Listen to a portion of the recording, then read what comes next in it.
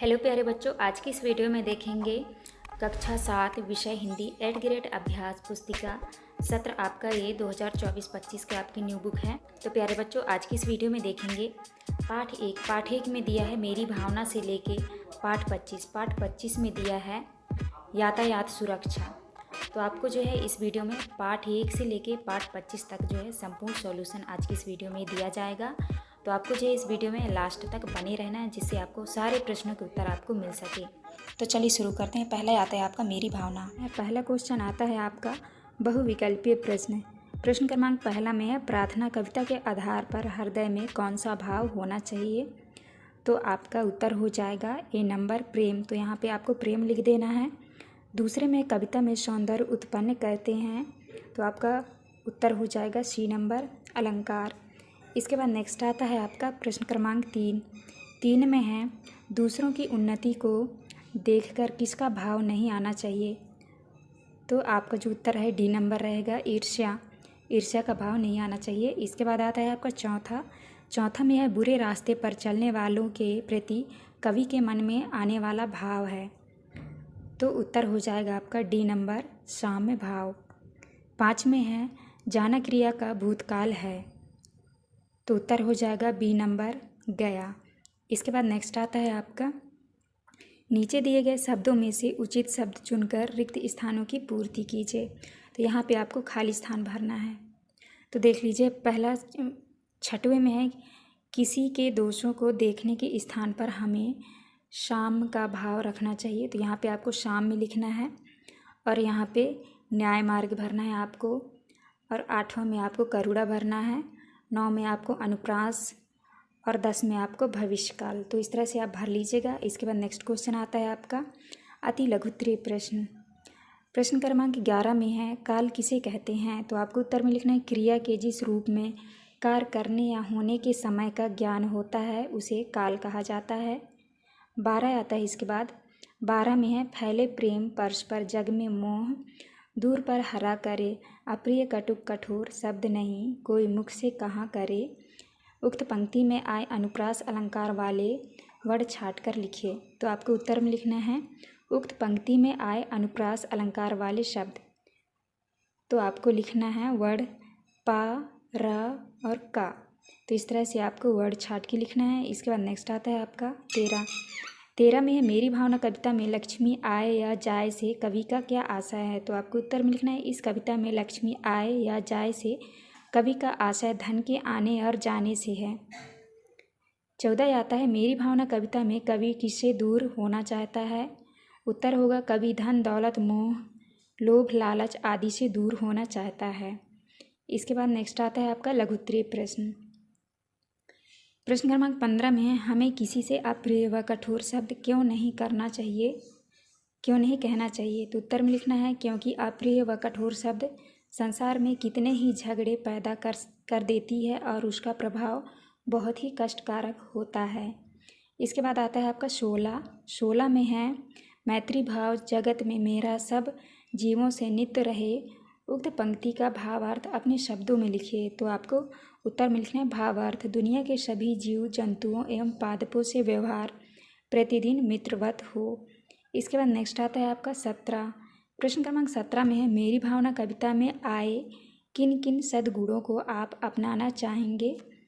उत्तर में लिखना है दया प्रेम करुणा न्याय परोपकार एवं धैर्य जैसे सद्गुणों को अपनाना चाहिए। इसके बाद आता है आपका 18। प्रश्न क्रमांक 18 में है किसी व्यक्ति के किस किस व्यवहार को देखकर आप अनुमान लगा सकते हैं कि वह उच्च भाव वाला व्यक्ति है। तो आपको उत्तर में लिखना है किसी व्यक्ति के अच्छे व्यवहार को देखकर हम अनुमान लगा सकते हैं कि वह उच्च भाव वाला है। इसके बाद नेक्स्ट आता है आपका दीर्घ उत्तरीय प्रश्न। प्रश्न क्रमांक 19 में है न्याय मार्ग पर डटे रहने के लिए हमें किन किन बातों से दूर रहना चाहिए।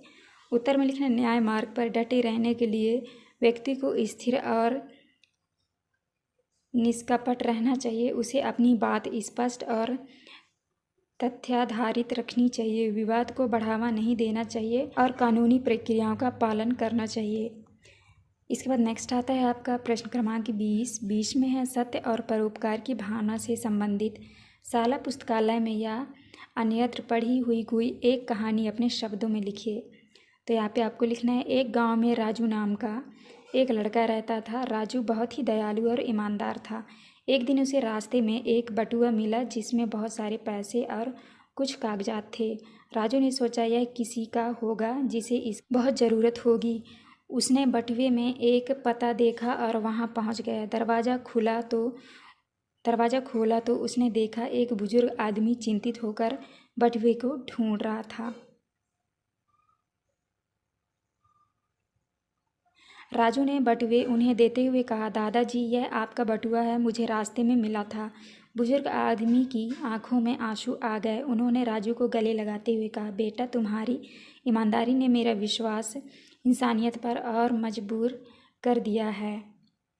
इस छोटे से काम ने राजू को गांव में एक सच्चे और परोपकारी व्यक्ति के रूप में पहचान दिला। पाठ 2 में आपका दिया है दादी की घड़ी। पहला क्वेश्चन आता है आपका बहुविकल्पीय प्रश्न। प्रश्न क्रमांक पहला में है, विभा ने आते ही जोरदार ऐलान किया, वाक्य में रेखांकित शब्दांश है। तो यहाँ पे जो है आपका राइट आंसर हो जाएगा ए नंबर निपात। तो आपको यहाँ पे भर लेना है। इसके बाद नेक्स्ट आता है आपका दूसरा में है, तकिया राम सुबह 4 बजे जगा देना। जगाने की यह तकरीब दीपू को किसने बताई? तो इसमें आपको राइट आंसर हो जाएगा, इसमें से डी नंबर आपका सही उत्तर हो जाएगा। तो आपको डी करना है। इसके बाद नेक्स्ट आता है आपका तीसरा में है, पिकनिक का अर्थ है। तो आपका सही उत्तर हो जाएगा डी नंबर। तो आपको यहाँ पे लिखना है उद्यान भोजन। इसके बाद नेक्स्ट आता है आपका प्रश्न क्रमांक 4। प्रश्न क्रमांक 4 में है, आप रात तक आ जाना, वाक्य में निपात शब्द है। तो आपका सही उत्तर हो जाएगा बी नंबर। तो यहाँ पे आपको तक लिखना है। 5वें में है, ताजुब शब्द का हिंदी पर्याय है। तो आपका सही उत्तर होगा डी नंबर आश्चर्य। तो आपको इस तरह से भर लेना है। इसके बाद नेक्स्ट क्वेश्चन आता है आपका, नीचे दिए गए शब्दों में से उचित शब्द चुनकर रिक्त स्थानों की पूर्ति कीजिए। तो देखिए आपका यहाँ 6वें में दिया है, दीपू के स्कूल के बच्चे सांची घूमने जा रहे थे। यहाँ पे आपको सांची भरना है। और 7वें में जो है आपको छोटा भरना है। 8वें में आपको तकियाराम भरना है। और 9वें क्वेश्चन में आपको अंग्रेजी भरना है। और 10वें में आपको कहानी भरना है। तो इस तरह से आपको भर लेना है। इसके बाद नेक्स्ट आता है आपका अति लघुत्तरीय प्रश्न। प्रश्न क्रमांक 11 में है, आंगनपड़ी में खटिया पर जा बैठा, चुपचाप, वाक्य को सही प्रक्रम में लिखिए, सही पदक्रम में लिखिए। तो आपको उत्तर में लिखना है, आंगन में पड़ी खटिया पर चुपचाप जा बैठा। इसके बाद नेक्स्ट आता है आपका 12। क्वेश्चन नंबर 12 में है, दीपू को किस चीज़ की बड़ी इच्छा थी? तो आपको उत्तर में लिखना है, दीपू को अलार्म घड़ी की बड़ी इच्छा थी जिसे वह सिराने रखकर सोना चाहता था। नेक्स्ट आता है आपका 13।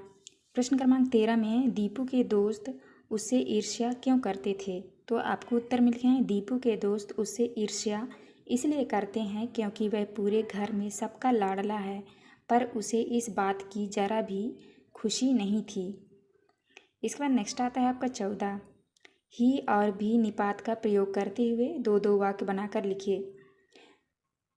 तो आपको उत्तर में लिखना है, ही का देखिए पहले में लिखा है, घर में एक ही टाइम पास अलार्म था। दूसरा में लिखना है, राम ने आते ही जोरदार ऐलान किया। और यहाँ भी में लिखना है, दीपू अपने कक्षा का मॉनिटर भी है। दूसरा है, अच्छी पढ़ाई से कामयाबी भी होती है। तो इस तरह से आपको लिखना है। क्वेश्चन नंबर 15 है।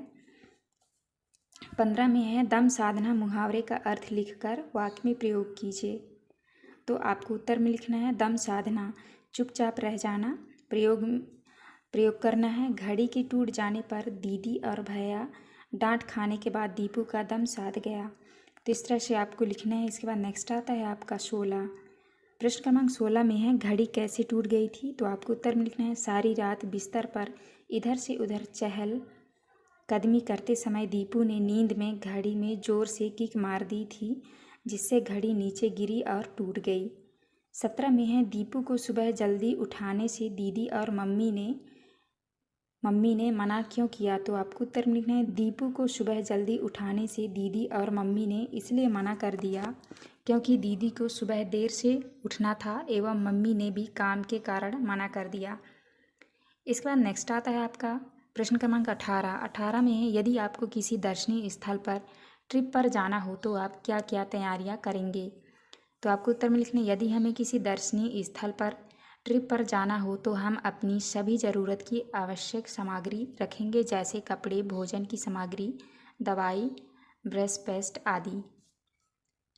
नेक्स्ट है आपका दीर्घ उत्तरीय प्रश्न। प्रश्न क्रमांक 19 में है, अगर तकिया दीपू को नहीं जगाता तो क्या होता? तो आपको उत्तर में लिखना है, अगर तकिया दीपू को नहीं जगाता तो दीपू अपने दोस्तों के साथ सांची की ट्रिप पर नहीं जा पाता और घर में ही सोया रह जाता। आता है आपका प्रश्न क्रमांक 20 में है, दादी की घड़ी कहानी में दादी रोज बिना अलार्म के कैसे उठ जाती थी? तो आपको उत्तर में लिखना है, दादी की घड़ी कहानी में दादी बिना अलार्म के इसलिए उठ जाती थी क्योंकि दादी सुबह उठने के लिए रात को सोते समय अपने सिराने रखे तकिए से सुबह उठने का समय कहकर सोती थी। आश्चर्यजनक रूप से ठीक उसी समय पर प्रातः उनकी आँख समय ही खुल गई। तो इस तरह से आपको आंसर करना है। ये था आपका लास्ट क्वेश्चन। ये पार्ट 3 में है मेरी वसीयत। पहला प्रश्न आता है आपका बहुविकल्पीय प्रश्न। प्रश्न क्रमांक 1 में है, गंगा में अस्थियों का विसर्जन करने के पीछे नेहरू जी की गंगा के प्रति मान्यता थी। तो आपका उत्तर जो हो जाएगा प्रेम भावना। तो आपको लिख देना है प्रेम भावना। दूसरे में है नाकामयाबी शब्द में उपसर्ग है, तो यहाँ पे आपको ना लिखना है। इसके बाद नेक्स्ट आता है आपका प्रश्न क्रमांक 3 में है, इलाहाबाद प्रयागराज के पास बहने वाली नदी है। तो यहाँ पे आपका हो जाएगा गंगा। इसके बाद नेक्स्ट आता है आपका चौथा में है, मरने के बाद शव को जलाने का क्रिया है। तो उत्तर में आपको लिखना है दाह संस्कार। इसके बाद पाँचवा है, पुराण शब्द में एक प्रत्यय लगाकर बना शब्द है। तो उत्तर हो जाएगा आपका पौराणिक। इसके बाद नेक्स्ट आता है आपका प्रश्न क्रमांक 6। लिखा है, नीचे दिए गए शब्दों में से उचित शब्द चुनकर रिक्त स्थानों की पूर्ति कीजिए।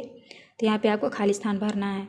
6 में आपको भरना है अस्थियाँ, 7 में हिमालय और 8 में आपको भरना है मुस्कुराती व उछलती। 9 में भरना है आपको जानकीट्स और 10 में भरना है आपको अधिकार। इसके बाद नेक्स्ट क्वेश्चन आता है आपका अति लघुत्तरीय प्रश्न। प्रश्न क्रमांक 11 में है, मेरी वसीयत पाठ के लेखक कौन है? तो इसका उत्तर ये लिखा है, आप यहाँ से लिख लीजिएगा, मेरी वसीयत पाठ के लेखक पंडित जवाहरलाल नेहरू हैं। नेक्स्ट है आपका प्रश्न क्रमांक 12 में है, नाकामयाबी शब्द में ना उपसर्ग जोड़कर नाकामयाबी शब्द बना है। इसी तरह ना उपसर्ग जोड़कर कोई 2 शब्द बनाइए। तो आपको लिखना है ना समझ, ना प्लस समझ। तो इस तरह से आपको लिखना है। यहाँ पे लिखे हैं नाजायज, नाजायज का हो जाएगा ना प्लस जायज। तो इस तरह से आप बना लीजिएगा। इसके बाद नेक्स्ट आता है, नेक्स्ट है आपका प्रश्न क्रमांक 13 में है, किसके बदले में कुछ भी दे पाना मुमकिन नहीं है? पाठ के आधार पर बताइए। तो आपको उत्तर में लिखना है, पाठ के आधार पर प्रेम के बदले कुछ भी दे पाना मुमकिन नहीं है। इसके बाद 14 आता है। 14 में है, फ़क्र और दरख्वास्त शब्द का किन्हीं हिंदी रूप बताते हुए वाक्यों में प्रयोग कीजिए। तो आपको उत्तर में लिखना है, लिखा है फ़क्र गर्व या अभिमान। वाक्य में लिखना है, वाक्य में प्रयोग करना है, मुझे अपने देश की उपलब्धियों पर फ़क्र है। और दूसरा दिया है आपका यहाँ दरख्वास्त। दरख्वास्त का मतलब है अनुरोध या आवेदन। वाक्य में प्रयोग करना है, किसान ने सिंचाई के लिए पानी की दरख्वास्त की। इसके बाद नेक्स्ट आता है, नेक्स्ट है आपका लघुत्तरीय प्रश्न। प्रश्न क्रमांक 15 में है, नेहरू जी ने अपनी अस्थियों के विषय में क्या भावना प्रकट की? उत्तर में लिखना है, पंडित नेहरू ने अपनी अस्थियों के विषय में इच्छा प्रकट की थी कि उनकी मृत्यु के बाद उनकी अस्थियों की भस्म को मुट्ठी भर गंगा में डालने तथा शेष हिस्से को भारत के उन खेतों में बिखेर देने की इच्छा व्यक्त की। नेक्स्ट है आपका 16 में है, ना और नहीं का प्रयोग करते हुए 2 वाक्य बनाकर लिखिए। तो आपको उत्तर में लिखना है, उसने परीक्षा की तैयारी अभी तक ना की। दूसरे में मुझे पता नहीं है कि वह कब आएगा। इसके बाद नेक्स्ट आता है आपका 17 में है, अपने ज़िले एवं आसपास की किसी भी नदी पर 3 वाक्य लिखिए। तो आपका पहला होगा, हमारे ज़िले में नर्मदा नाम की नदी है। दूसरा है, इस नदी का पानी पीने और सिंचाई के लिए मुख्य स्रोत है। तीसरे में, नदी के किनारे धार्मिक और सांस्कृतिक स्थल है। इसके बाद आता है आपका 18 में नेहरू जी को गंगा नदी से लगाव था। यह पाठ के आधार पर अपने शब्दों में लिखिए। उत्तर में लिखना है नेहरू जी को गंगा नदी से गहरा लगाव था। उन्होंने गंगा को करीब से देखा और उसकी बदलती सुंदरता को अनुभव किया। उनके लिए गंगा भारतीय सभ्यता का प्रतीक और जीवनदायक स्रोत थी। इसके बाद नेक्स्ट आता है आपका प्रश्न क्रमांक 19 में है नेहरू जी पुरानी रीति रस्मों की जगह आधुनिक रीतियों के पक्षधर थे, क्यों? उत्तर में लिखना है नेहरू जी पुरानी रीति रस्मों की जगह आधुनिक रीतियों के पक्षधर थे क्योंकि वह चाहते हैं कि भारत के लोग इन रीति रस्मों की जंजीरों को तोड़कर बाहर निकल जाएं, क्योंकि यह रस्में हमारे देश भारत को आगे बढ़ने से रोकती है। तो इस तरह से आपको 19 का उत्तर करना था। इसके बाद आता है आपका 20 में किन्हीं दो महापुरुष के चित्र चश्मा का उनके बारे में 5 वाक्य लिखिए। तो आपको यहाँ महात्मा गांधी के बारे में लिखा है, देख लीजिएगा। पहला, महात्मा गांधी ने अहिंसा का मार्ग अपनाया। दूसरा है उन्होंने सत्याग्रह की नीति अपनाई। तीसरे में है गांधी जी ने खादी को बढ़ावा दिया। चौथा है उनका जीवन सादगी भरा था। पाँचवें में उन्होंने स्वतंत्रता संग्राम का नेतृत्व किया। और यहाँ पे लिखा है पंडित जवाहरलाल नेहरू के बारे में। तो पहला है जवाहरलाल नेहरू भारत के पहले प्रधानमंत्री थे। उन्हें बच्चे से बहुत प्रेम था। नेहरू जी ने आधुनिक भारत की नींव रखी। चौथे में है उन्होंने पंचवर्षीय योजनाओं की शुरुआत की। पाँचवें में नेहरू जी को चाचा नेहरू के नाम से जाना जाता है। तो इस तरह से आपको कर लेना है। इसके बाद आता है आपका पाठ 4। पाठ 4 में है 2 कविताएं। पहला प्रश्न आता है आपका धीम धीम धा धमक धमक पंक्ति में अलंकार है, तो आपका उत्तर हो जाएगा अनुप्रास अलंकार। दूसरे में है फूले कदम कविता में कवि का मन किसे छूना चाहता है, तो उत्तर हो जाएगा आपका कदम को। इसके बाद नेक्स्ट आता है आपका तीसरा में है मेघ बजे शब्द से आशय है, तो आपको उत्तर में लिखना है बादल गरजे। इसके बाद आता है आपका चौथा में है कदम के फूल के आकार की समानता है, तो आपको उत्तर में लिखना है गेंद से। 5 में है उपसर्ग के प्रयोग से बना शब्द है, तो आपको उत्तर में लिखना है डी नंबर अभिनंदन। इसके बाद नेक्स्ट आता है आपका रिक्त स्थानों वाली क्वेश्चन। प्रश्न क्रमांक 6 में जो है आपको भरना है मेघ बजे कविता में वर्षा ऋतु का वर्णन है। यहाँ पे आपको श्रवण भरना है, यहाँ पे आपको किसान, यहाँ पे आपको दहाड़ भरना है और 10 में आपको लालची। तो इस तरह आप भर लीजिएगा। इसके बाद नेक्स्ट आता है आपका 11 दादुर का कंठ खुला से क्या आशय है, तो आपको उत्तर में लिखना दादुर का कंठ खुला से कवि का आशय है कि बादलों के बरसने से प्रसन्न मेढक टर टर कर गाने लगे। इसके बाद नेक्स्ट आता है आपका 12 में है मेघ बजे कविता में किस ऋतु का वर्णन किया गया है, उत्तर में लिखना होगा मेघ बजे कविता में वर्षा ऋतु का वर्णन किया गया है। इसके बाद 13 आता है 13 में है मेघ बजे और फूले कदम कविताओं के रचयिता कौन है, उत्तर में लिखना है मेघ बजे और फूले कदम कविताओं के रचयिता नागार्जुन है। इसके बाद नेक्स्ट आता है आपका 14 में है दामिनी शब्द का एक पर्यायवाची शब्द वाक्य में प्रयोग कीजिए, उत्तर है दामिनी का पर्यायवाची विद्युत है। प्रयोग करना है विद्युत उपकरणों को पानी से बचाकर रखना चाहिए। नेक्स्ट आता है आपका लघुत्तरीय प्रश्न।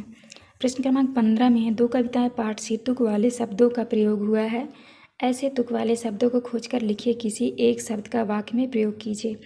उत्तर में लिखना है चंदन नंदन बरस तरस चमक धमक रीता बीता वाक्य में प्रयोग करना है। जब पिताजी को उनके बेटे विवेक ने परीक्षा में फेल होने की खबर सुनाई तब पिताजी उस पर बरस पड़े। इसके बाद नेक्स्ट आता है आपका 16 में है पंख बना हरिचंदन पंक्ति का भावार्थ लिखिए। तो आपको लिखना है पंख बना हरिचंदन से आशय वर्षा के कारण उत्पन्न हुई धरती की कीचड़ भी हरिचंदन के समान हो गई है। इसके बाद नेक्स्ट आता है आपका प्रश्न क्रमांक 17 में है बादल का कोप नहीं रीता पंक्ति का क्या आशय है, उत्तर में लिखना है कवि कहता है कि बादल का कोप रीता नहीं है, यानी वह है लगातार बहुत समय से बरस रहा है लेकिन पपीहे की प्यास अभी भी नहीं बुझ रही। इसके बाद नेक्स्ट है 18 में है ग्रीष्म ऋतु में प्रकृति में क्या क्या परिवर्तन होते हैं अपने शब्दों में लिखिए। उत्तर में लिखना है ग्रीष्म ऋतु में धरती सूख जाती है, हरियाली खत्म हो जाती है, जल की कमी होती है और गर्मी का अनुभव होता है। नेक्स्ट आता है आपका प्रश्न क्रमांक 19 में है मेघ बजे कविता में वर्षा के किन किन रूपों का वर्णन किया गया है। आपको उत्तर में लिखना है मेघ बजे कविता में वर्षा के कई रूपों का वर्णन किया गया है। कवि ने मेघों के आगमन से धरती का हृदय धड़कने और पेड़ पौधों के झूमने का वर्णन किया है। इन विवरणों के माध्यम से वर्षा के प्रभाव और सौंदर्य को दर्शाया गया है। 20 में है वर्षा ऋतु का वर्णन अपने शब्दों में लिखिए। उत्तर में लिखना है वर्षा ऋतु में बारिश के कारण प्रकृति हरी भरी हो जाती है, आसमान में काले बादल छा जाते हैं, बिजली चमकती है और ठंडी हवाएं चलती है, खेतों में फसलें लहलहाने लगती है। यह मौसम गर्मी के बाद ताजगी और शांति लेकर आता है। तो इस तरह से आपको 20 का उत्तर करना था। ये था आपका लास्ट क्वेश्चन। यहाँ वीडियो में देखेंगे पार्ट 5 में दिया है मध्य प्रदेश का वैभव। तो चलिए वीडियो की स्टार्ट करते हैं। पहला क्वेश्चन आता है आपका बहुविकल्पीय प्रश्न। पहले में है जीवाश्म राष्ट्रीय उद्यान कहाँ है, तो आपका सही उत्तर हो जाएगा डी नंबर, तो आप यहाँ मंडला लिख लीजिएगा। दूसरे में है अंक शब्द का एक अर्थ है संख्या, दूसरा अर्थ है, तो आपका सही उत्तर हो जाएगा सी नंबर गोद, तो आपको लिख लेना है गोद। इसके बाद नेक्स्ट आता है आपका तीसरा में है भारत मिलाप का प्रसिद्ध स्थल है, तो इसमें आपका सही उत्तर हो जाएगा बी नंबर चित्रकूट में। इसके बाद नेक्स्ट आता है आपका चौथा में है सबे मालवा का अर्थ है, तो आपका सही उत्तर होगा सी नंबर मालवा की रात। 5वें में है अनेक पर्यटक ग्वालियर घूमने आते हैं, इस वाक्य में संयुक्त क्रिया है, तो आपका उत्तर होगा घूमने आते हैं, तो आपको लिखना है घूमने आते हैं। इसके बाद नेक्स्ट क्वेश्चन आता है आपका नेक्स्ट है आपका नीचे दिए गए शब्दों में से उचित शब्द चुनकर रिक्त स्थानों की पूर्ति कीजिए। 6वें में लिखा है सांची के स्तूप, तो यहाँ पे आपको बौद्ध भरना है, बौद्ध धर्म के स्मारक हैं। 7वें में आपको पन्ना भरना है, पन्ना हीरे की खानों के लिए प्रसिद्ध है।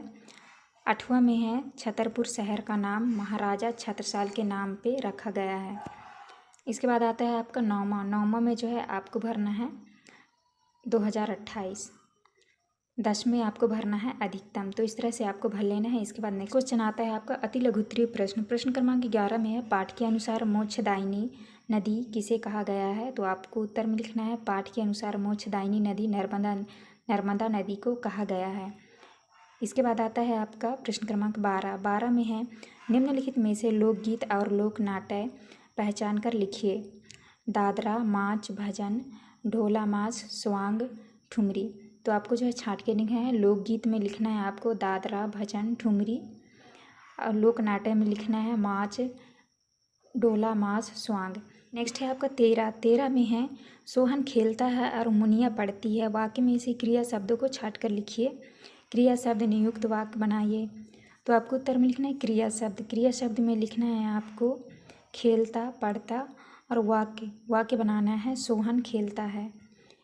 इसके बाद नेक्स्ट आता है आपका 14 में है उज्जैन नगर को पहले किस नाम से जाना जाता है, तो आपको उत्तर में लिखना है उज्जैन नगर को पहले अवंतिका नाम से जाना जाता था। इसके बाद आता है आपका लघुत्तरीय प्रश्न। प्रश्न क्रमांक 15 में निम्नलिखित व्यक्तियों के किस योगदान के लिए इन्हें बुंदेलखंड का गौरव कहा गया है, लिखिए। तो आपको उत्तर में लिखना है, पहले में लिखना है डॉक्टर हरि सिंह गौर, तो आपको इसके सामने लिखना है सागर विश्वविद्यालय के संस्थापक। दूसरा है पंडित कामता प्रसाद गुरु, तो आपको लिखना है व्याकरणाचार्य। और तीसरे में है पद्माकर, तो आपको लिखना है प्रसिद्ध रीतिकाल कवि। तो इस तरह से आपको लिखना है। इसके बाद नेक्स्ट आता है आपका 16 में है मालवा और निमाड़ क्षेत्र के प्रसिद्ध दर्शनीय स्थल कौन कौन से हैं, तो आपको उत्तर में लिखना मालवा में उज्जैन का महाकालेश्वर ज्योतिर्लिंग, धार का ऐतिहासिक महत्व, और मांडवगढ़ की बाघ की गुफाएं, निमाड़ में 52 गजा का आदिनाथ जी का मंदिर, इंदौर का राजबाड़ा और कांच मंदिर। इसके बाद आता है आपका 18 में है ग्वालियर के किन्हीं 3 विशेषताओं का वर्णन कीजिए, तो आपका पहला विशेषता है ग्वालियर किला, अद्वितीय वास्तुकला और इतिहास के लिए प्रसिद्ध। दूसरे में है जयविलास महल, भव्यता और संग्रहालय के लिए प्रसिद्ध। 3 में है तानसेन संगीत समारोह भारतीय शास्त्रीय संगीत का प्रमुख आयोजन। इसके बाद आता है आपका दीर्घ उत्तरीय प्रश्न। प्रश्न क्रमांक 19 में है साहित्य और संगीत के क्षेत्र में मध्य प्रदेश के योगदान को बताइए। तो आपको उत्तर में लिखना है मध्य प्रदेश का साहित्य और संगीत में महत्वपूर्ण योगदान है। साहित्य में कालिदास, वारह मिहिर, बाणभट्ट, भूषण और पद्माकर प्रमुख हैं। संगीत में तानसेन, बैजू बावरा और अलाउद्दीन खान का नाम प्रमुख है। कालिदास की रचनाएं और तानसेन का संगीत आज भी लोगों को प्रेरित करते हैं। इसके बाद नेक्स्ट क्वेश्चन आता है आपका 20 में है मध्य प्रदेश की कौन कौन सी गौरवशाली विशेषताएं मध्य प्रदेश गान में मिलती है, लिखिए। तो आपको उत्तर में लिखना है मध्य प्रदेश गान में प्राकृतिक सौंदर्य, ऐतिहासिक धरोहर, सांस्कृतिक वैभव और धार्मिक महत्व की विशेषताएं मिलती है। नर्मदा नदी, सतपुड़ा पर्वतमाला, सांची स्तूप, खजुराहो के मंदिर, तानसेन का संगीत, कालिदास का साहित्य, महाकालेश्वर ज्योतिर्लिंग और ओंकेश्वर का धार्मिक महत्व इसका हिस्सा है। तो इस तरह से आपको करना है। ये था आपका लास्ट क्वेश्चन। पार्ट 6 में दिया है राखी का मूल्य। तो चलिए क्वेश्चन की ओर चलते हैं। पहला क्वेश्चन आता है आपका, तो पहले क्वेश्चन का आपका सही उत्तर होगा सी नंबर सहायता मांगना। इसके बाद है दूसरा क्वेश्चन का सही उत्तर होगा बी नंबर कवि। इसके बाद आता है आपका प्रश्न क्रमांक 3 का उत्तर होगा आपका ए नंबर हुमायूं का मित्र। इसके बाद है चौथा का उत्तर होगा आपका सी नंबर बहादुर शाह। इसके बाद नेक्स्ट है आपका पाँच का उत्तर होगा आपका बी नंबर राजा रानी। इसके बाद आते हैं आपके रिक्त स्थानों वाले प्रश्न। तो पहले में भरना है आपको राजमहल। इसके बाद आता है आपका प्रश्न क्रमांक 7 में भरना है आपको महाराणा सांगा। 8 में भरना है आपको राखी। 9 में भरना है आपको नयापन और 10 में भरना है आपको छतरानियाँ। इसके बाद आता है आपका अति लघुत्तरीय प्रश्न। तो प्रश्न क्रमांक 11 का उत्तर में आपको करना है, तो आपको उत्तर में करना है हिंदू बेग हुमायूं का सेनापति था। इसके बाद नेक्स्ट क्वेश्चन आता है आपका प्रश्न क्रमांक 12। तो आपको 12 के उत्तर में करना है जिस शब्द से किसी काम का होना या करना समझा जाए उसे क्रिया कहा जाता है। उदाहरण लिखना है आपको राम खेलता है। इसके बाद नेक्स्ट आता है आपका 13। प्रश्न क्रमांक 13 का उत्तर करना है आपको प्राण न्यौछावर करना का अर्थ होगा प्राण त्यागना। इसके बाद आता है आपका प्रश्न क्रमांक 14 का उत्तर करना है आपको वाक में जहाँ पनाह हुमायूं है। इसके बाद आता है आपका लघुत्तरीय प्रश्न क्रमांक 15 का उत्तर करना है आपको रानी कर्मवती का पत्र पढ़कर हुमायूं की जगह हम होते तो हम भी रानी को अपनी बहन मानते व उसके राज की रक्षा करते। इसके बाद नेक्स्ट क्वेश्चन आता है आपका प्रश्न क्रमांक 16। तो आपको 16 के उत्तर में करना है अच्छा बुरा ऊंच नीच इन शब्द युग्मों के मध्य योजक चिन्ह का प्रयोग हुआ है। इसके बाद नेक्स्ट है आपका प्रश्न क्रमांक 17। तो आपको 17 का उत्तर करना है, पहले में लिखा है एक वचन, तो आपको करना है स्तूप, कथा, महल, भालू, कबूतर। दूसरा है बहुवचन में लिखना है आपको गुफाएं, पहाड़ियाँ, मंचों, नवरत्नों, जंतुओं। तो आपको इस तरह करना है। इसके बाद नेक्स्ट क्वेश्चन आता है आपका प्रश्न क्रमांक 18। तो आपको 18 के उत्तर में करना है राखी वह शीतल प्रलेप है जो सारे घाव भर देती है। दूसरा पॉइंट है राखी वह वरदान है जो सारे बैर भावों को जलाकर भस्म कर देती है। तीसरा है इससे कोई बैर विरोध याद नहीं रखता। इसके बाद आता है आपका दीर्घ उत्तरीय प्रश्न क्रमांक 19 का उत्तर करना है आपको सभी धर्मों के ऊपर मानव धर्म होता है। यदि कोई शत्रुता भूलकर मित्रता का हाथ बढ़ाए तो उसकी हर संभव सहायता करनी चाहिए। इसके बाद नेक्स्ट क्वेश्चन आता है आपका प्रश्न क्रमांक 20। तो आपको प्रश्न क्रमांक 20 के उत्तर में करना है, पहला पॉइंट है यह हिंदुओं का एक पवित्र और प्रमुख त्यौहार है। दूसरा है श्रावण मास की पूर्णिमा को मनाया जाता है।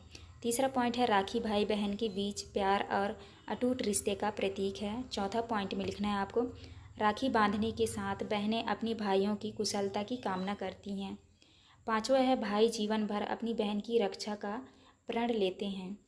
छठवां में है राखी शीतल प्रलेप की तरह सारे घाव भर देती है। सातवें में करना है इस दिन मिठाइयों व पकवान बनाए जाते हैं। आठवां पॉइंट है इसे विभिन्न धर्मों के लोग मनाते हैं। इस तरह से करना है। ये था आपका लास्ट क्वेश्चन। पार्ट 7 में दिया है नीति के दोहे। तो चलिए क्वेश्चन की ओर चलते हैं। पहला क्वेश्चन आता है आपका सही विकल्प चुनकर लिखिए। प्रश्न क्रमांक पहले का आपका उत्तर होगा सी नंबर हंस के। इसके बाद है दूसरा का उत्तर होगा आपका अग्नि।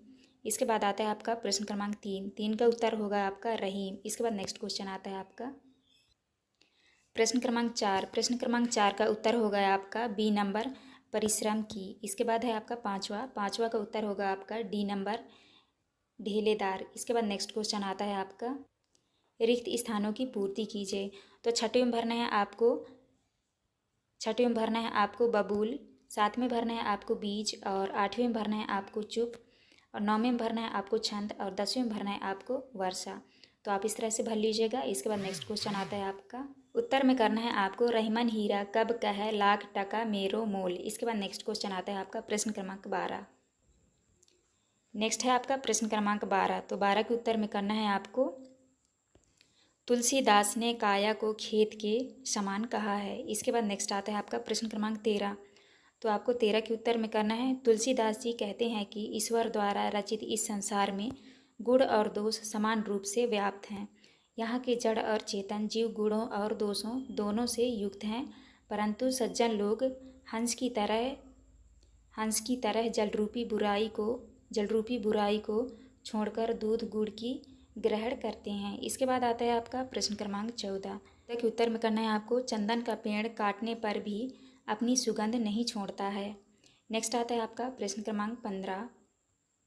प्रश्न क्रमांक 15 के उत्तर में करना है आपको कबीरदास ने बुराई करने वालों का स्वागत करने उन्हें अपने पास रखने के लिए कहा है। इसके बाद आता है आपका प्रश्न क्रमांक 16। तो आपको 16 के उत्तर में करना है, उत्तर में लिखना है उपर्युक्त पंक्तियाँ वृंद के दोहे हैं अर्थात मातृक छंद दोहा है। इसके बाद नेक्स्ट आता है आपका प्रश्न क्रमांक 17। तो आपको 17 का उत्तर करना है रहीम कहते हैं कि वृक्ष के मात्र एक स्थान जड़ को ही सींचने पर वह पूरा पेड़ फलता फूलता है। इसके बाद आता है आपका प्रश्न क्रमांक 18।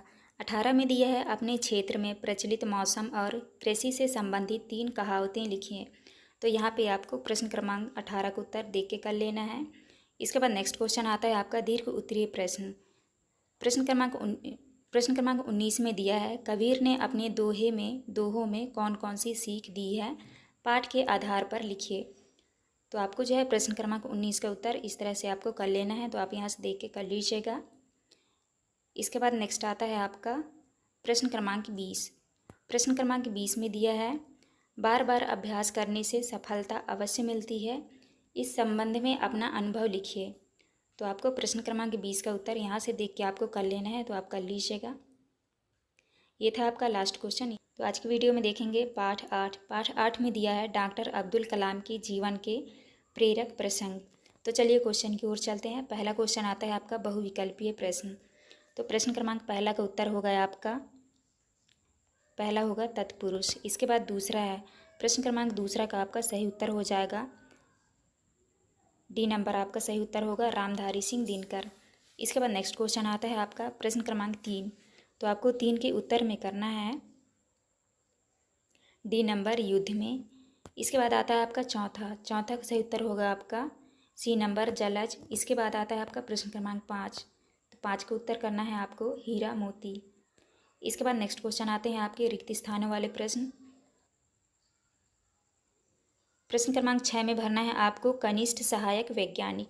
इसके बाद आता है आपका प्रश्न क्रमांक 7 में भरना है आपको आत्मकथा।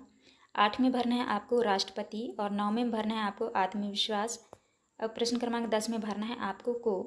तो आप इस तरह भर लीजिएगा। इसके बाद नेक्स्ट क्वेश्चन आता है आपका अति लघु उत्तरीय प्रश्न। प्रश्न क्रमांक 11 के उत्तर में करना है आपको कथन पैसों के लिए विदेश नहीं जाऊंगा, भविष्य सुधारने के मोह में देश सेवा का अवसर हाथ से नहीं जाने दूंगा। इसके बाद आता है आपका प्रश्न क्रमांक 12। तो 12 के उत्तर में करना है आपको डॉक्टर कलाम ने गुरु की डांट फटकार को मार्गदर्शन समझा। नेक्स्ट आता है आपका प्रश्न क्रमांक 13। तो 13 के उत्तर में करना है आपको डॉक्टर कलाम और मिसाइल एक दूसरे के पूरक थे, इसीलिए उन्हें मिसाइल कहा जाता था। नेक्स्ट आता है आपका प्रश्न क्रमांक 14। प्रश्न क्रमांक 14 में है सप्ताह शब्द में इक प्रत्यय जोड़कर साप्ताहिक शब्द बना है, इसी तरह इक प्रत्यय वाले 3 शब्द लिखिए। तो आपको जो है प्रश्न क्रमांक 14 का उत्तर यहाँ से देख के इस तरह से कर लेना है। इसके बाद नेक्स्ट क्वेश्चन आता है आपका लघु उत्तरीय प्रश्न। प्रश्न क्रमांक 15। प्रश्न क्रमांक 15 के उत्तर में करना है, यदि मैं वैज्ञानिक बना तो मैं कुशल नवीनीकरणीय ऊर्जा स्रोत या तकनीक पर केंद्रित जो पर्यावरण को कम से कम नुकसान पहुंचाएगा ऐसा आविष्कार करूंगी या करूंगा।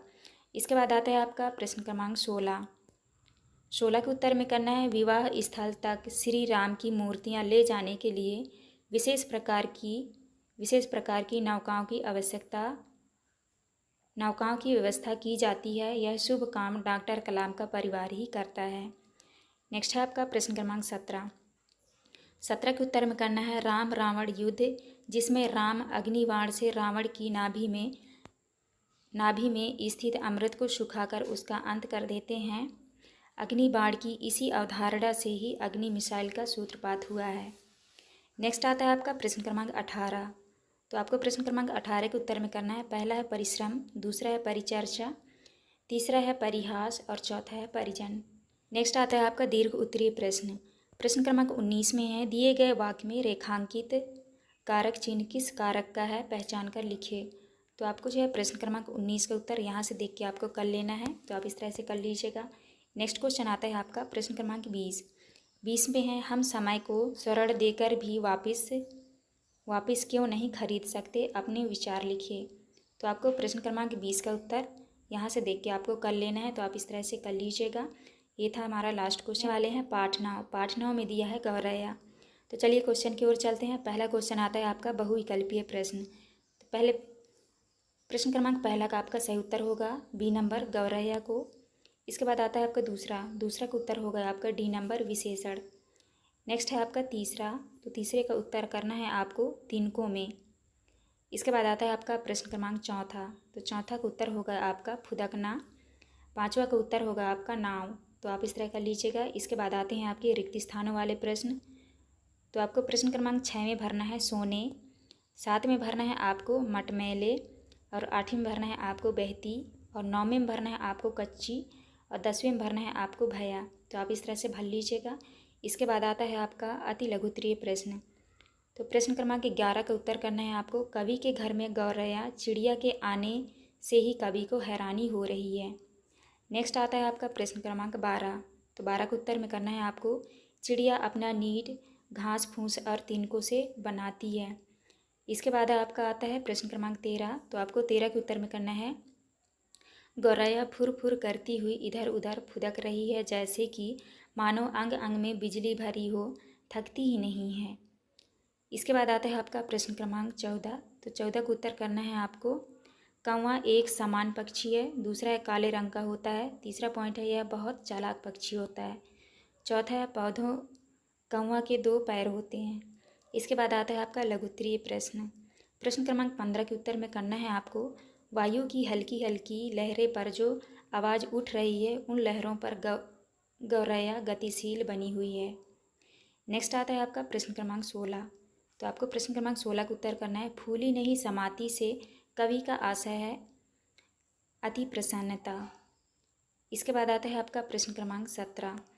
तो प्रश्न क्रमांक 17 में है, तो आपको उत्तर में करना है, चुन चुन अंग अंग सर सर मर मर तिनके तिनके फर फर हिला हिला फूल फूल च्यूँ च्यूँ। तो आपको इस तरह आंसर करना है। इसके बाद आता है आपका प्रश्न क्रमांक 18 के उत्तर में करना है आपको, वृक्षों की कटाई, नए नगरों का निर्माण, बढ़ती जनसंख्या तथा प्रदूषण के कारण वर्तमान परिवेश में गौरैया कम दिखाई देती है। इसके बाद आता है आपका दीर्घ उत्तरीय प्रश्न। प्रश्न क्रमांक 19 में दिया है, विशेषण के परिभाषा लिखिए, निम्नलिखित शब्दों में से विशेषण शब्द पहचान कर लिखिए एवं किन्हीं 5 विशेषण शब्दों से वाक्य निर्माण कीजिए। जैसे यहाँ पे लिखा है, नीली आँखें, मटमैला आंगन, कच्चा आम, ठंडी हवा। तो आपको प्रश्न क्रमांक 19 का उत्तर आपको यहाँ से देख के कर लेना है, तो आप इस तरह से कर लीजिएगा। इसके बाद नेक्स्ट क्वेश्चन आता है आपका प्रश्न क्रमांक 20। प्रश्न क्रमांक 20 में है, यदि आपको पक्षी बनना हो तो आप कौन सा पक्षी बनना चाहेंगे, कारण सहित लिखिए। तो आपको प्रश्न क्रमांक 20 का उत्तर यहाँ से देख के आपको कर लेना है इस तरह से। तो ये था हमारा लास्ट क्वेश्चन। यहाँ पे हमारी वीडियो कंप्लीट होती है। वीडियो अच्छी लगी हो तो प्लीज़ हमारे चैनल को लाइक एंड सब्सक्राइब करिएगा। आज की वीडियो हम देखने वाले हैं पाठ 10 में दिया है सुभाष चंद्र बोस का पत्र। तो चलिए क्वेश्चन की ओर चलते हैं। पहला क्वेश्चन आता है आपका बहुविकल्पीय प्रश्न। प्रश्न क्रमांक पहले का आपका उत्तर होगा यथाशक्ति। इसके बाद आता है आपका प्रश्न क्रमांक दूसरा, दूसरा का उत्तर होगा आपका लोकमान्य तिलक। इसके बाद है तीसरा का सही उत्तर होगा आपका बी नंबर किताबें। नेक्स्ट है आपका चौथा, तो चौथा का उत्तर होगा आपका बलिदान देना। इसके बाद नेक्स्ट क्वेश्चन आता है आपका प्रश्न क्रमांक 5, तो 5 के उत्तर में करना है आपको डी नंबर औपचारिक पत्र। इसके बाद आते हैं आपके रिक्त स्थान वाले प्रश्न, तो छठे में भरना है आपको मंडले सेंट्रल जेल वर्मा। इसके बाद 7वें भरना है आपको आज़ाद हिंद फौज। 8वें में भरना है आपको सामाजिक, और 9वें में भरना है आपको जेल। 10वें में भरना है आपको चतुर्भुज। तो आप इस तरह से भर लीजिएगा। इसके बाद नेक्स्ट क्वेश्चन आता है आपका अति लघुत्तरीय प्रश्न। प्रश्न क्रमांक 11 के उत्तर में करना है आपको पूजनीय पिताजी सादर प्रणाम, और यहाँ पे लिखना है नेहरू छात्रावास, यहाँ पे इंदौर, यहाँ पे आपको इस तरह से लिख देना है। इसके बाद आता है आपका प्रश्न क्रमांक 12 के उत्तर में करना है आपको सुभाष चंद्र बोस का नारा था जय हिंद, दिल्ली चलो, तुम मुझे खून दो, मैं तुम्हें आज़ादी दूंगा। इसके बाद 13 का उत्तर करना है आपको गीता रहस्य नामक पुस्तक की रचना लोकमान्य बाल गंगाधर तिलक ने मांडले जेल वर्मा में की थी। नेक्स्ट आता है आपका प्रश्न क्रमांक 14 के उत्तर में लिखा है, 14 के उत्तर में करना है आपको प्रमाण प्लस ईत। नेक्स्ट दिया आपका द्रवित का होगा द्रव प्लस ईत, तो आपको इस तरह करना है। इसके बाद आता है आपका नेक्स्ट है आपका लघुत्तरीय प्रश्न। प्रश्न क्रमांक 15 में है। प्रश्न क्रमांक 15 का उत्तर करना है आपको मंडले जिले के कैदियों को बाहरी जीवन और परिवेश से बिल्कुल अलग कर दिया जाता था, जो अत्यंत कष्टहारी होता था। इसके बाद नेक्स्ट क्वेश्चन आता है आपका प्रश्न क्रमांक 16, तो आपको 16 का उत्तर करना है उनकी द्वितीय नृत्य राष्ट्रीय जागृति और स्वतंत्रता संग्राम में अनेक साहसिक योगदान के लिए विश्व के महापुरुषों में प्रथम स्थान मिलना चाहिए। इसके बाद नेक्स्ट क्वेश्चन आता है आपका प्रश्न क्रमांक 17, तो आपको प्रश्न क्रमांक 17 के उत्तर में करना है नौजवानों को यह शिकायत है कि वहाँ की जलवायु शिथिल कर देने वाली और मंदाग्नि तथा गाठियों को जन्म देने वाली है, जबकि लोकमान्य तिलक बिना किसी शिकायत के वहाँ रह रहे थे। इसके बाद आता है आपका प्रश्न क्रमांक 18। प्रश्न क्रमांक 18 में है लोकमान्य तिलक के जेल जीवन पर 4 वाक्य लिखिए। तो आपको उत्तर में करना है पहला है बाल गंगाधर तिलक एक स्वतंत्रता सेनानी थे। दूसरा है लोकमान्य तिलक का जन्म 23 जुलाई 1856 को हुआ था। तीसरा है इन्हें हिंदू राष्ट्रवाद का पिता भी कहा जाता है। चौथा है उनका वास्तविक नाम केशव गंगाधर तिलक है। इसके बाद आता है आपका दीर्घ उत्तरीय प्रश्न। प्रश्न क्रमांक 19 में है यदि आपको कुछ समय एकांकी जीवन व्यतीत करना पड़े तो आप उस समय का उपयोग कैसे करेंगे। आपको उत्तर में करना है यदि हमें कुछ समय एकांकी जीवन व्यतीत करना पड़े तो मैं उस समय का उपयोग पढ़ाई करने, पौधों में पानी देने एवं क्रियाएं जो कि मेरे हॉबी हैं जैसे गायन, नृत्य, इनमें समय व्यतीत करेंगे। इसके बाद नेक्स्ट आता है आपका प्रश्न क्रमांक 20। प्रश्न क्रमांक 20 में है माननीय प्रधानमंत्री जी को मन की बात में अपनी बात जुड़वाने के लिए एक पत्र लिखिए। तो आपको जो है प्रश्न क्रमांक 20 का उत्तर आप अपने क्लास टीचर से पूछ के कर लीजिएगा। ये था आपका लास्ट क्वेश्चन। यहाँ पे हमारी वीडियो कंप्लीट होती है। वीडियो अच्छी लगी हो तो प्लीज़ हमारे चैनल को लाइक एंड सब्सक्राइब करिएगा। ये पाठ 11 में है वात्सल्य के पद। तो चलिए देखते हैं। पहला प्रश्न आता है आपका कृष्ण बलराम को क्या कहकर बुलाते थे। आपको उत्तर में करना है दाऊ। इसके बाद नेक्स्ट क्वेश्चन आता है आपका प्रश्न क्रमांक दूसरा में है मोहन मुख सिर की ये बातें पंक्ति में अलंकार है। तो आपको उत्तर में करना है अनुप्रास अलंकार। इसके बाद तीसरा क्वेश्चन है जहाँ पुत्र या शिशु के प्रति स्नेह का वर्णन हो वहाँ रस होता है। तो आपको उत्तर में करना है वात्सल्य रस। इसके बाद चौथा में है कृष्ण का अन्य नाम है। तो आपको उत्तर में करना है श्याम। इसके बाद नेक्स्ट क्वेश्चन आता है आपका पाँचवा में है जनमत ही को धुत पंक्ति में धुत शब्द का अर्थ है। तो आपका उत्तर हो जाएगा चालाक। इसके बाद नेक्स्ट क्वेश्चन आता है आपका खाली स्थान वाले। तो छठे में आपको भरना है कृष्ण। नेक्स्ट क्वेश्चन है आपका 7 में भरना है आपको भक्ति। 8 में भरना है आपको अनुप्रास। इसके बाद 9 में भरना है आपको यशोदा। इसके बाद आता है आपका 10वां में भरना है आपको सवेरा।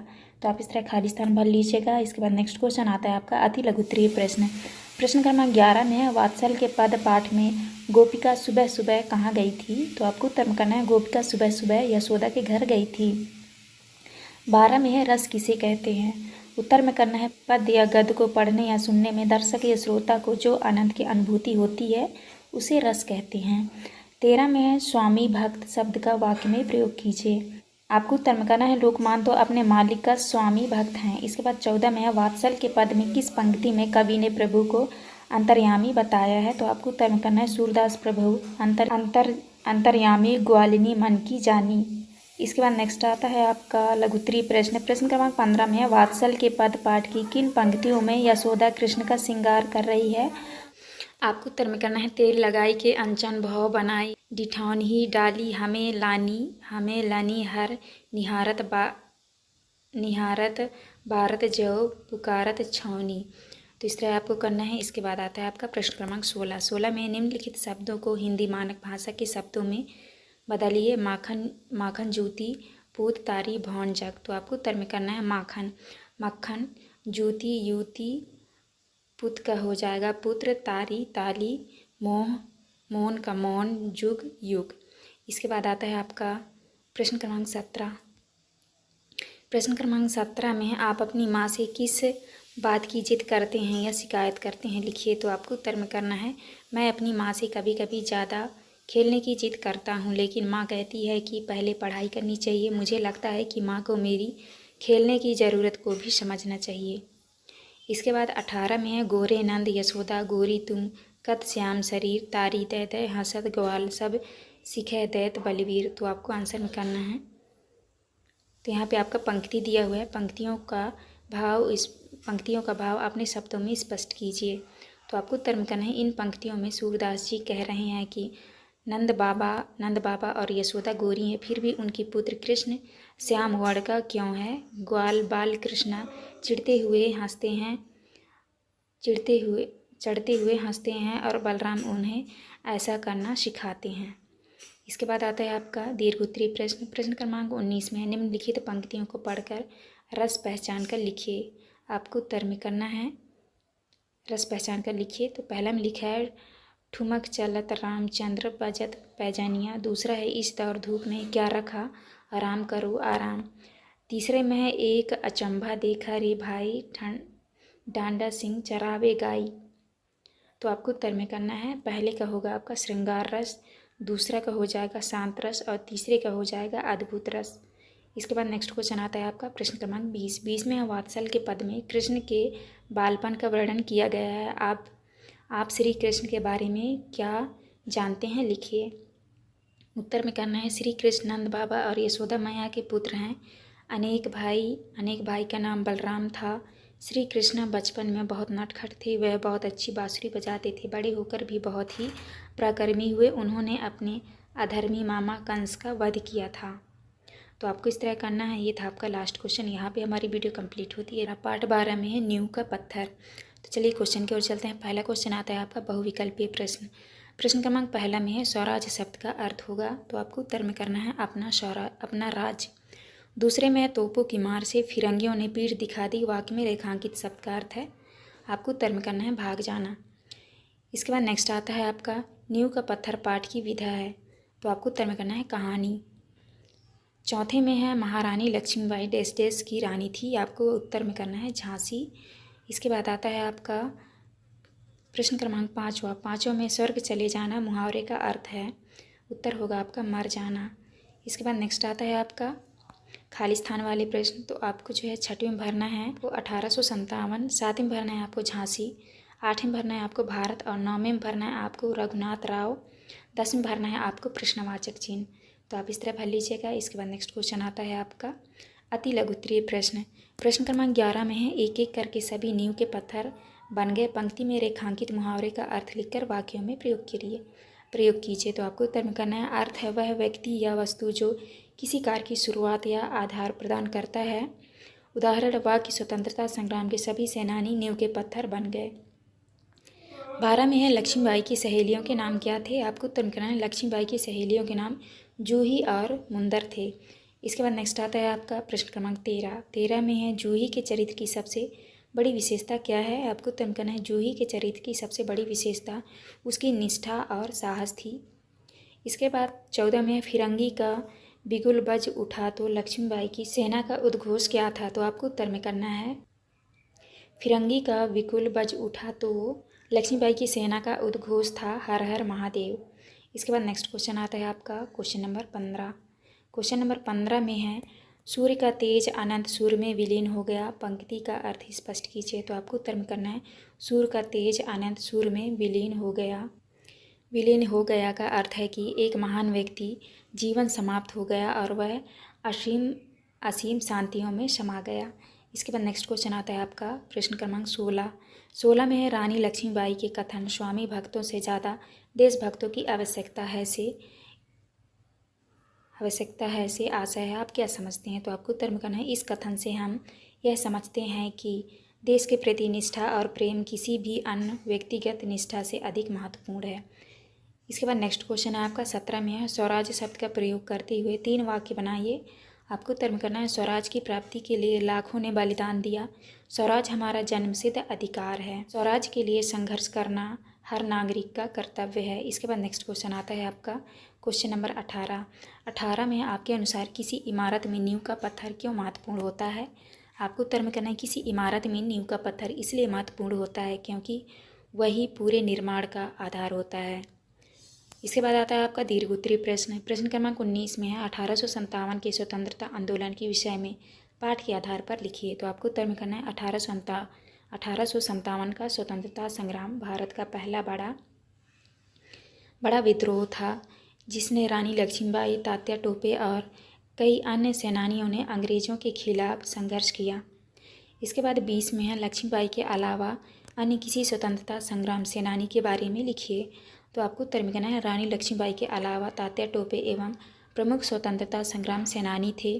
तात्या टोपे ने 1857 के विद्रोह में महत्वपूर्ण भूमिका निभाई।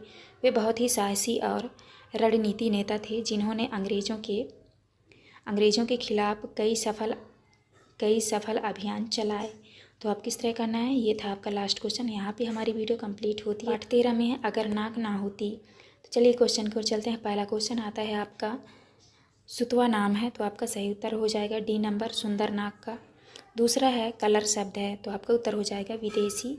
इसके बाद तीसरा क्वेश्चन है नाक के अभाव में चंदन कपूर, इत्र, फुलेल आदि शब्द बेमानी हो जाते हैं, इस पंक्ति में रेखांकित शब्द का अर्थ है। तो आपका उत्तर हो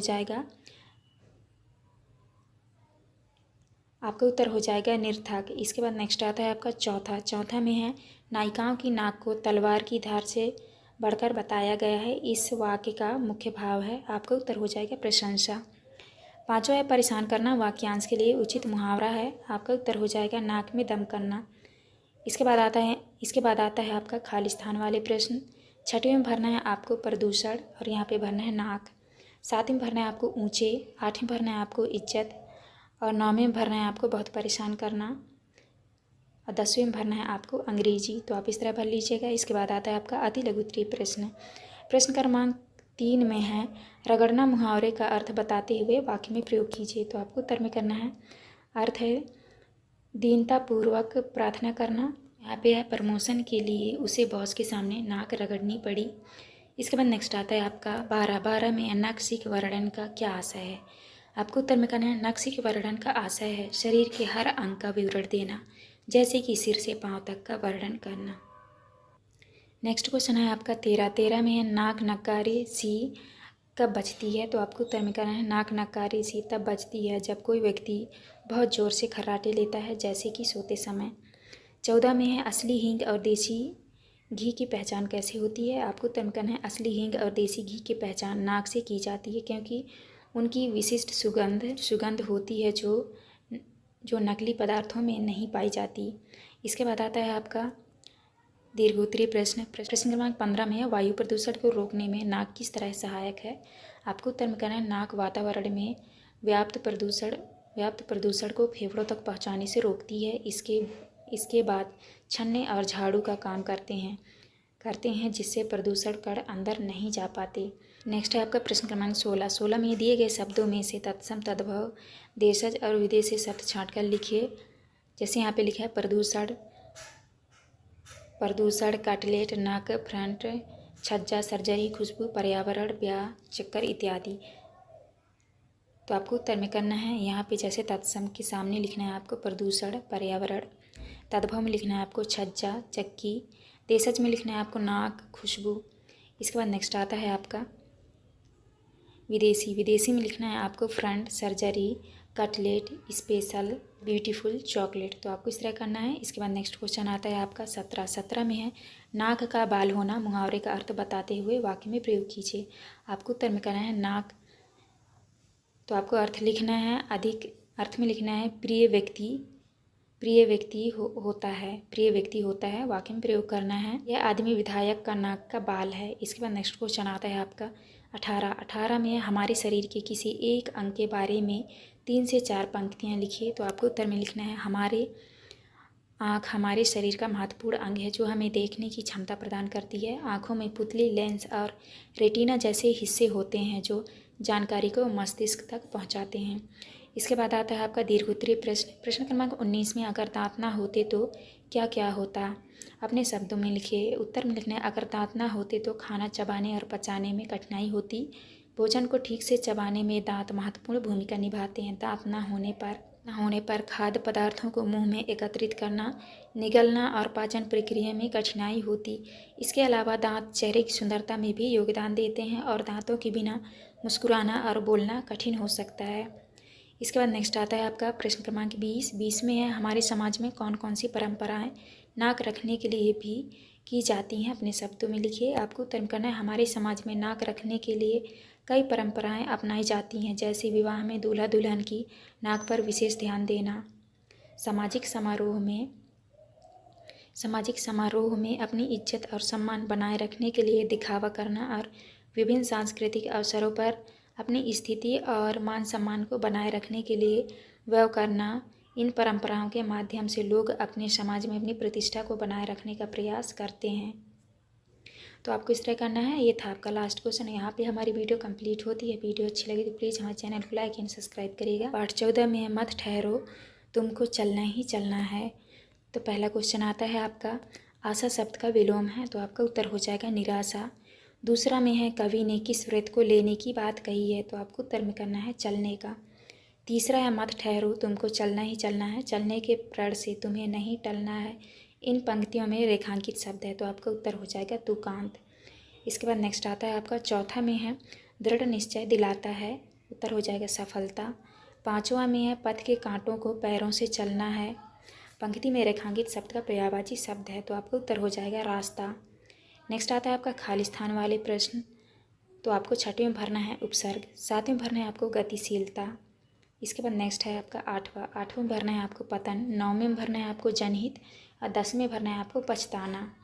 इसके बाद आता है आपका लघुत्तरीय प्रश्न। प्रश्न क्रमांक 11 में है जीवन में आने वाली बाधाएं क्या देखकर वापस चली जाती हैं, तो आपको उत्तर में करना है दृढ़ निश्चय देखकर जीवन में आने वाली बाधाएं वापस चली जाती हैं। इसके बाद नेक्स्ट क्वेश्चन है आपका मत ठहरो तुमको चलना ही चलना है, कविता के आधार पर कवि कौन सा व्रत लेने को कह रहे हैं, तो आपको उत्तर में करना है कवि चलने का व्रत लेने को कह रहा है।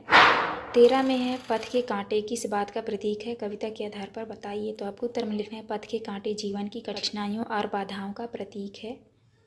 इसके बाद 14 में है दृढ़ निश्चय लख वे स्वयं चली जाती है, पंक्ति में लख शब्द का अर्थ है, तो आपको उत्तर में करना है लख शब्द का प्रयोग देखने के अर्थ में किया गया है, अर्थात बाधाएं दृढ़ निश्चय को देखकर चली जाती हैं। इसके बाद नेक्स्ट क्वेश्चन आता है आपका प्रश्न क्रमांक 15।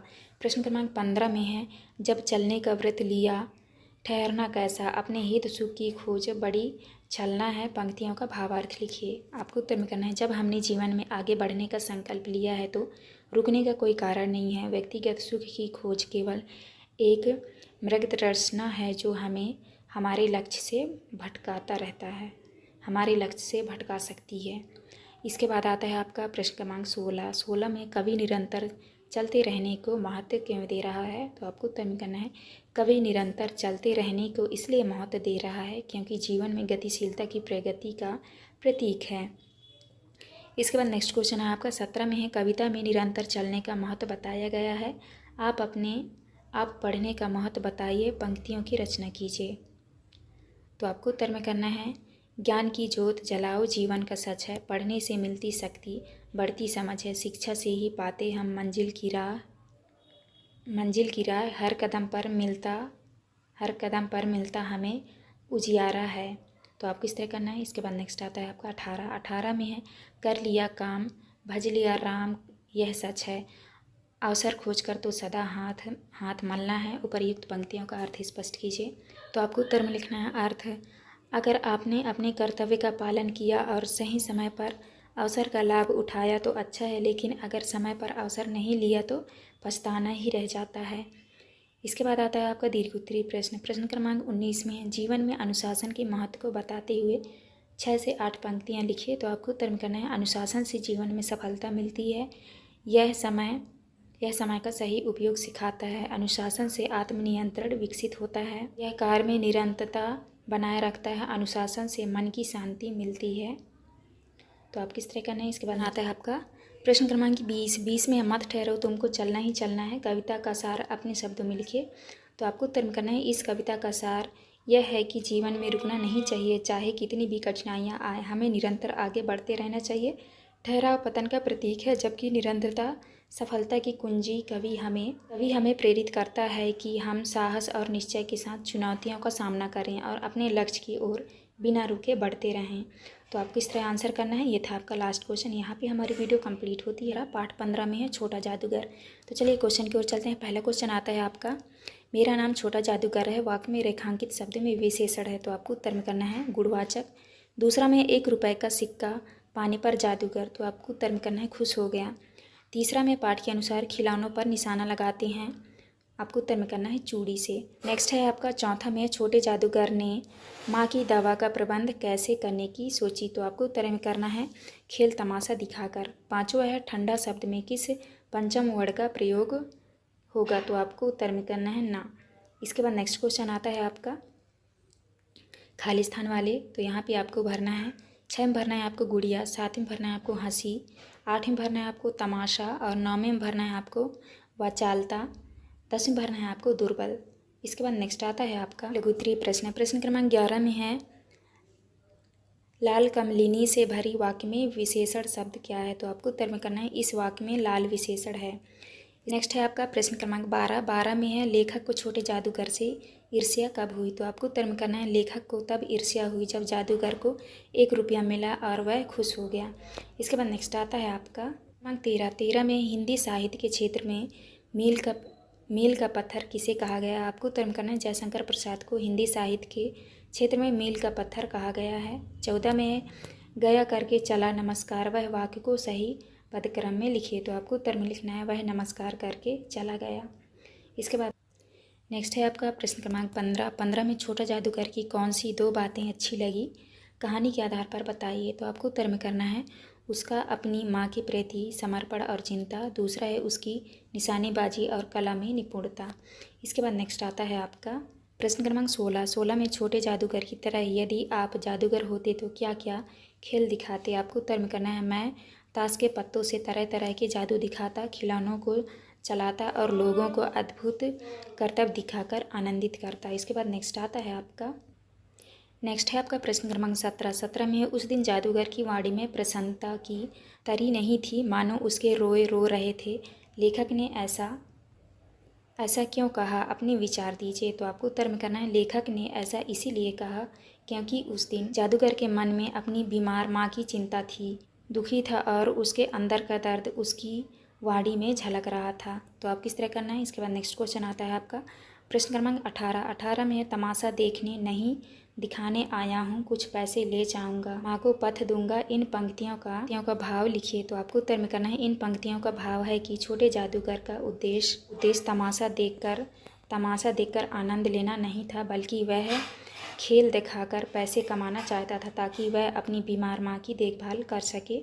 इसके बाद आता है आपका दीर्घ उत्तरीय प्रश्न क्रमांक 19 में छोटा जादूगर की तरह आपको 100 रुपये नाम में मिल जाए तो आप क्या करेंगे। आपको उत्तर में करना है अगर मुझे 100 रुपये मिल जाए तो मैं उन पैसों का सदुपयोग करूंगा, मैं अपनी ज़रूरत की चीज़ें खरीदूंगा और बाकी पैसों से दूसरों की मदद करने का प्रयास करूंगा, जैसे छोटे जादूगर ने अपनी माँ के लिए किया।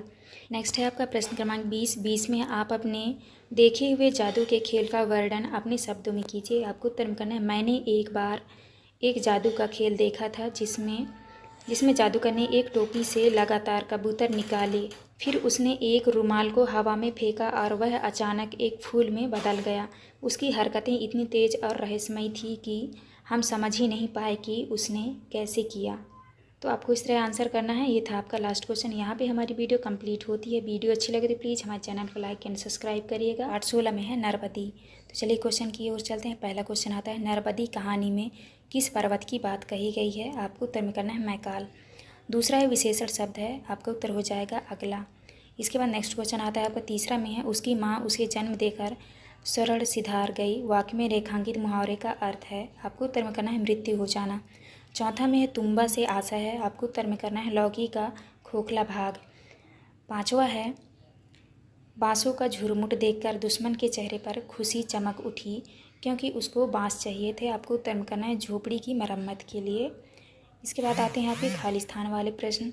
तो छठवें में भरना है आपको विशेषण, सातवें में भरना है आपको होठ और आठवें में भरना है आपको नरबदी, 9 में भरना है आपको सर्वनाम और 10वें में भरना है आपको सुख।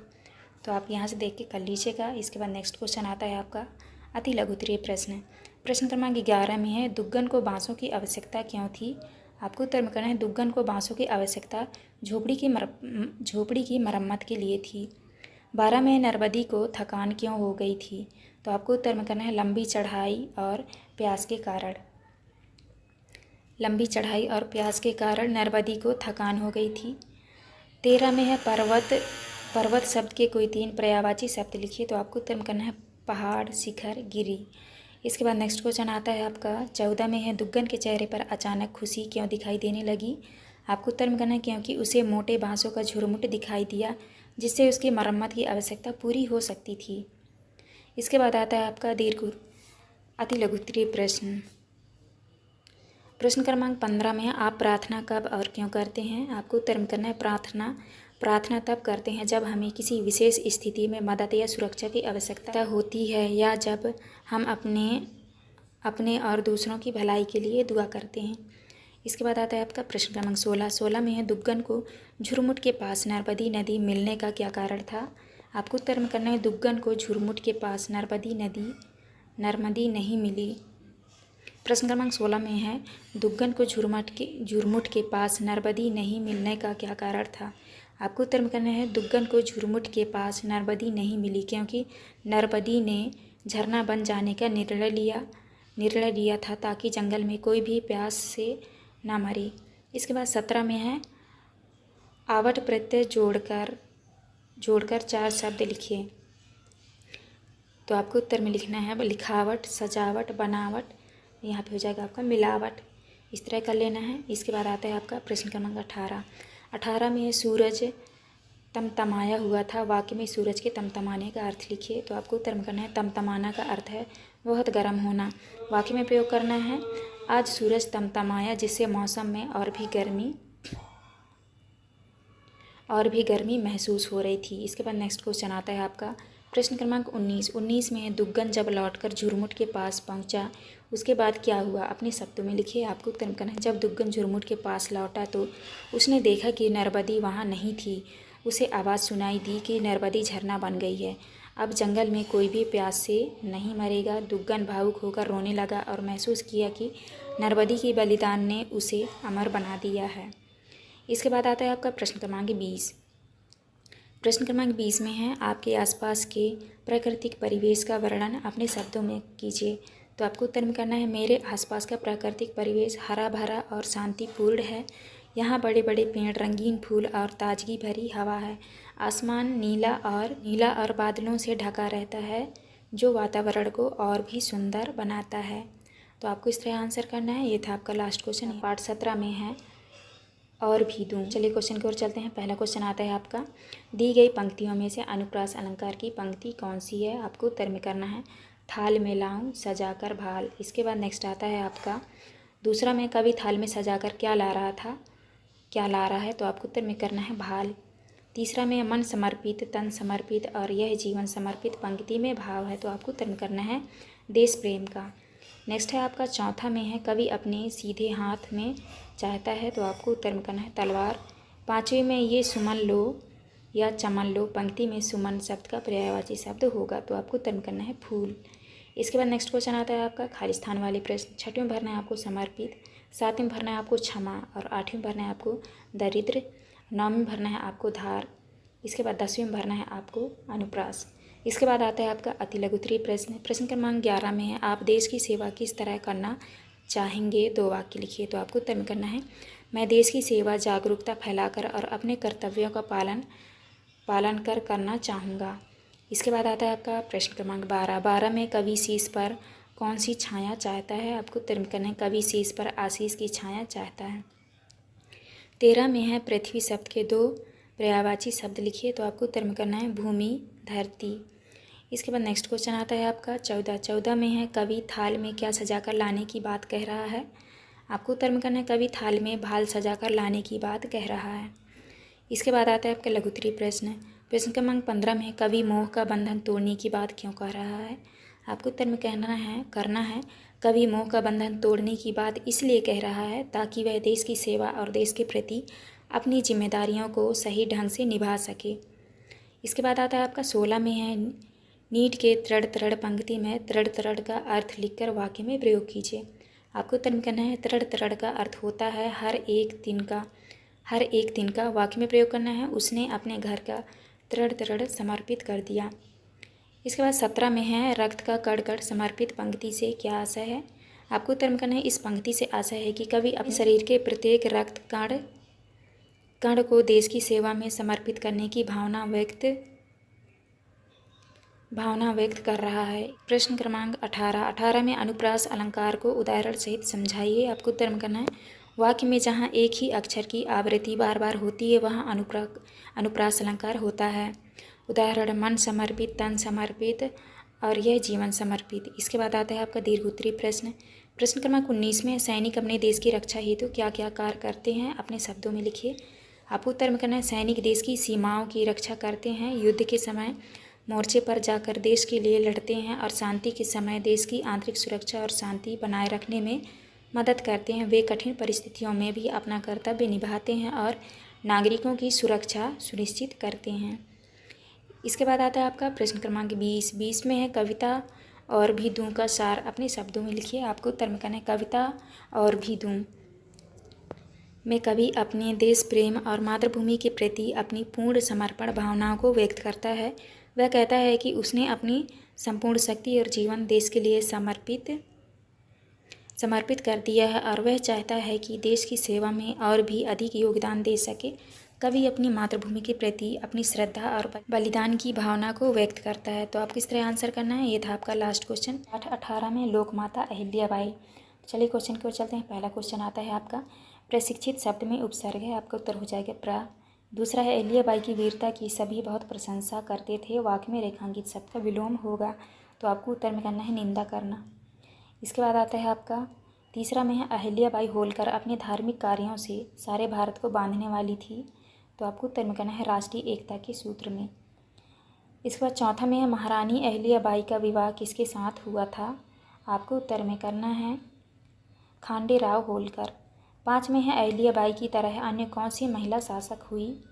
तो आपको उत्तर में करना है रानी लक्ष्मीबाई। इसके बाद नेक्स्ट क्वेश्चन आता है आपका, यहाँ पे खालिस्तान भरना है आपको। 6 में भरना है आपको लोकमाता, 7 में भरना है आपको चौंदी, 8 में भरना है आपको ता और इसके बाद 9 में भरना है आपको घबरा गया, 8 में भरना है आपको आयकर, 10 में भरना है आपको आयकर। इसके बाद आता है आपका अति लघु उत्तरीय प्रश्न। प्रश्न क्रमांक 11 में है रानी अहिल्याबाई ने धर्मशालाएं क्यों बनाई थी। तो आपको उत्तर में करना है यात्रियों की सुविधा हेतु रानी अहिल्याबाई ने धर्मशालाएं बनवाई थी ताकि वे आराम से तीर्थ स्थलों की यात्रा कर सकें। प्रश्न क्रमांक 12 में है अहिल्याबाई के सामने बड़े बड़े दिग्गजों के छक्के छूट जाते थे, वाक्य में रेखांकित मुहावरे का अर्थ अपने शब्दों में लिखिए। तो आपको उत्तर में करना है परीक्षा के कठिन प्रश्न देखकर विद्यार्थी के छक्के छूट गए। 13 में है जन कल्याण हेतु अहिल्याबाई ने कौन सा व्रत लिया। आपको उत्तर में करना है जन कल्याण हेतु अहिल्याबाई ने होलकर राज की सेवा का व्रत लिया और प्रजा की भलाई के लिए कार्य किया। 14 में रानी अहिल्याबाई की सभी भूरी भूरी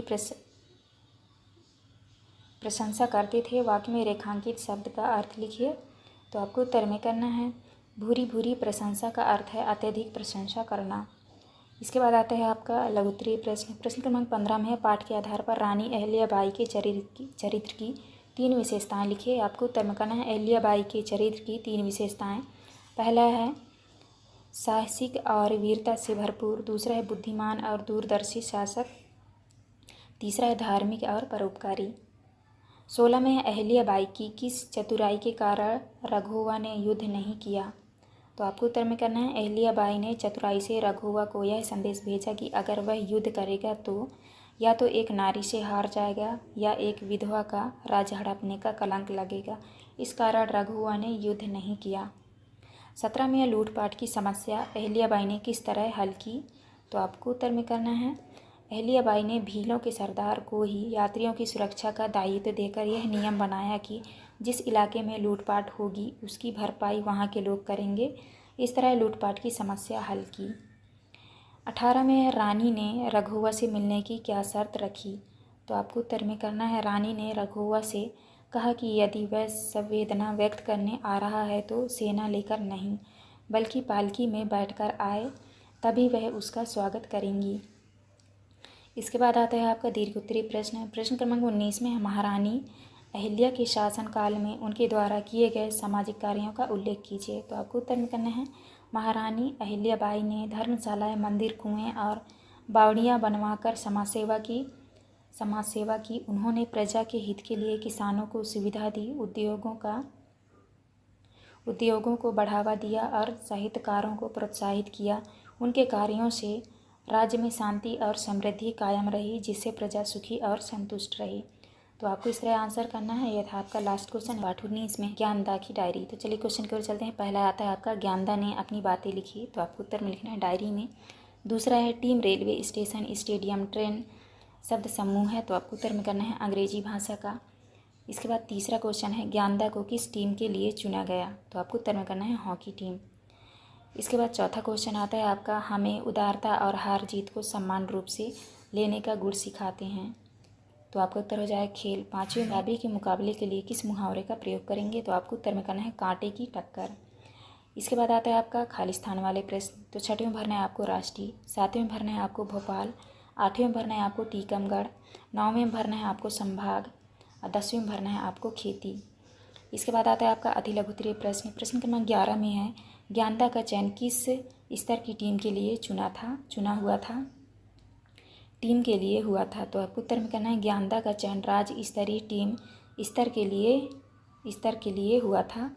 इसके बाद आता है आपका प्रश्न क्रमांक 12 में है ज्ञानदा 2 दिनों तक डायरी क्यों नहीं लिख पाई। तो आपको उत्तर में करना है डायरी नहीं लिख पाई क्योंकि वह थक गई थी, लगने से दर्द था। इसके बाद 13 में है खून पसीना बहाना मुहावरे का अर्थ लिखिए। तो आपको उत्तर में करना है बहुत मेहनत करना।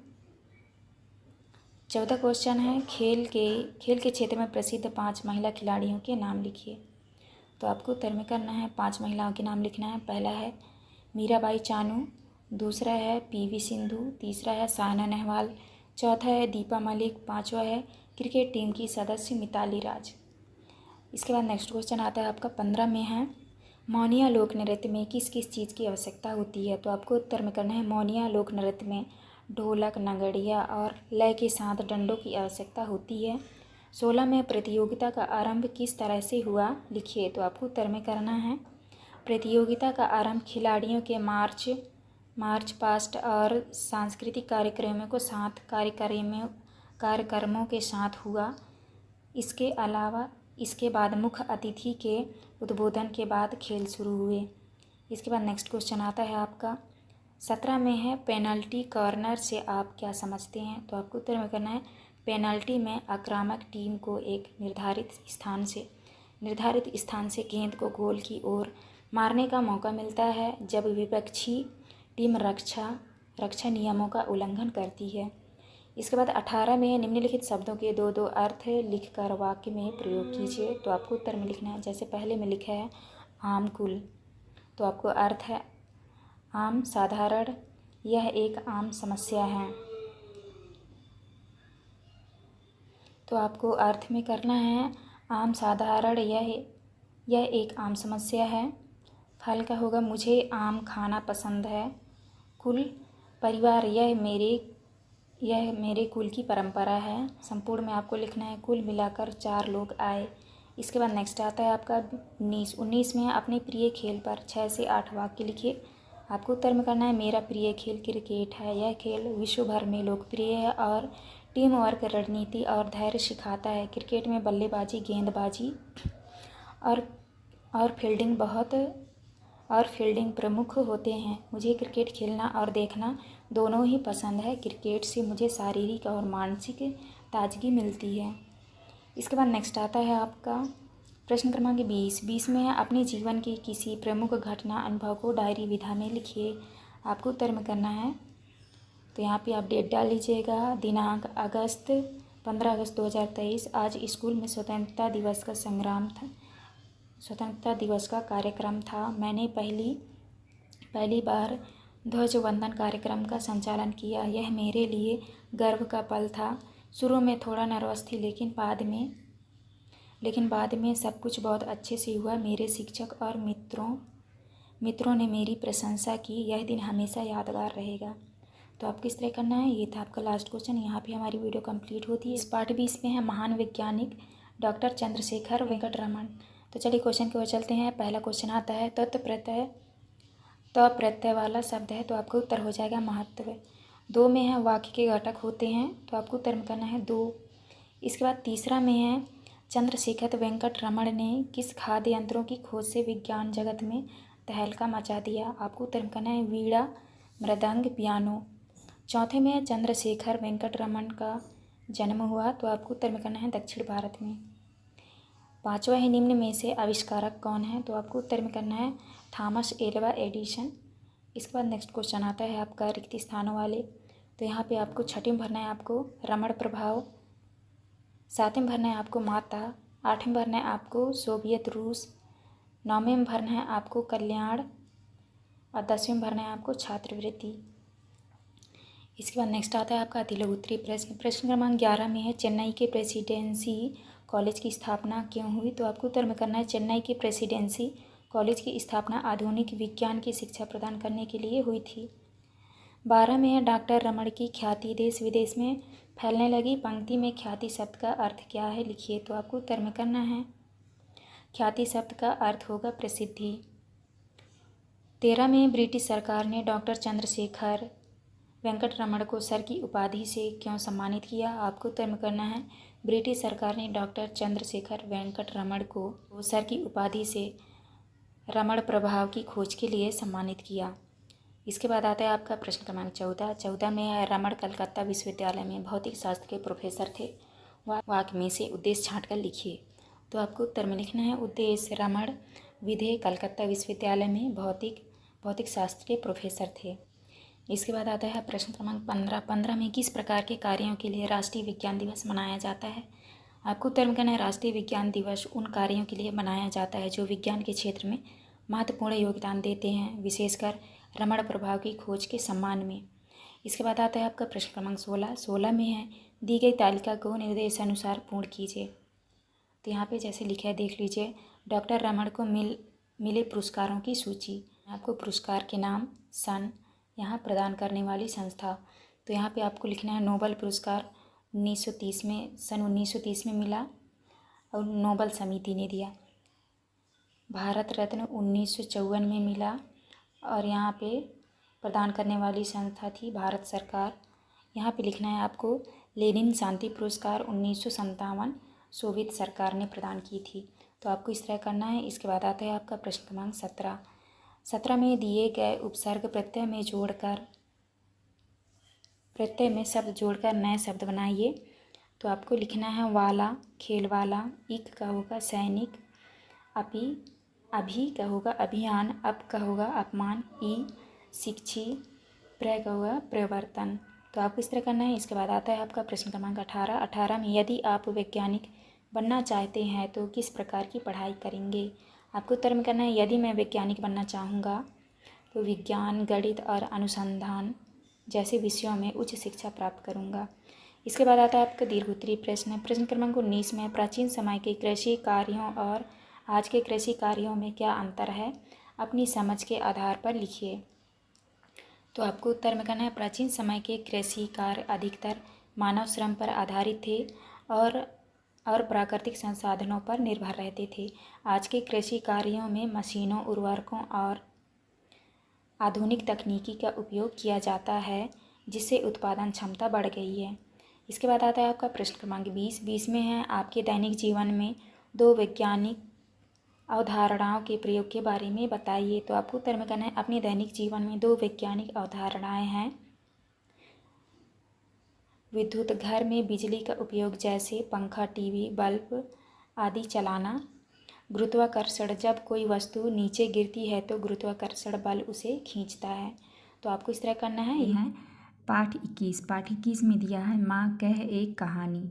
तो चलिए क्वेश्चन की ओर चलते हैं। पहला क्वेश्चन आता है आपका बहुविकल्पीय प्रश्न। प्रश्न क्रमांक पहले में है सूरज शब्द का तत्सम शब्द है, तो आपका राइट आंसर होगा बी नंबर सूर्य। इसके बाद दूसरे में है माँ किसे कहानी सुना रही है, तो आपको उत्तर में करना है सी नंबर राहुल को। इसके बाद नेक्स्ट आता है आपका प्रश्न क्रमांक 3 में है राजा का विलोम शब्द क्या है, तो आपका उत्तर हो जाएगा सी नंबर रंक। इसके बाद नेक्स्ट क्वेश्चन आता है आपका चौथा में उपवन में बड़े सवेरे कौन भ्रमण करता था, आपको उत्तर में करना है ए नंबर तात। इसके बाद नेक्स्ट है पाँचवा में यदि आपको कोई घायल पक्षी मिले तो आप करेंगे, तो आपको उत्तर में करना है डी नंबर उपचार करेंगे। इसके बाद नेक्स्ट क्वेश्चन आता है आपका खाली स्थान वाले प्रश्न।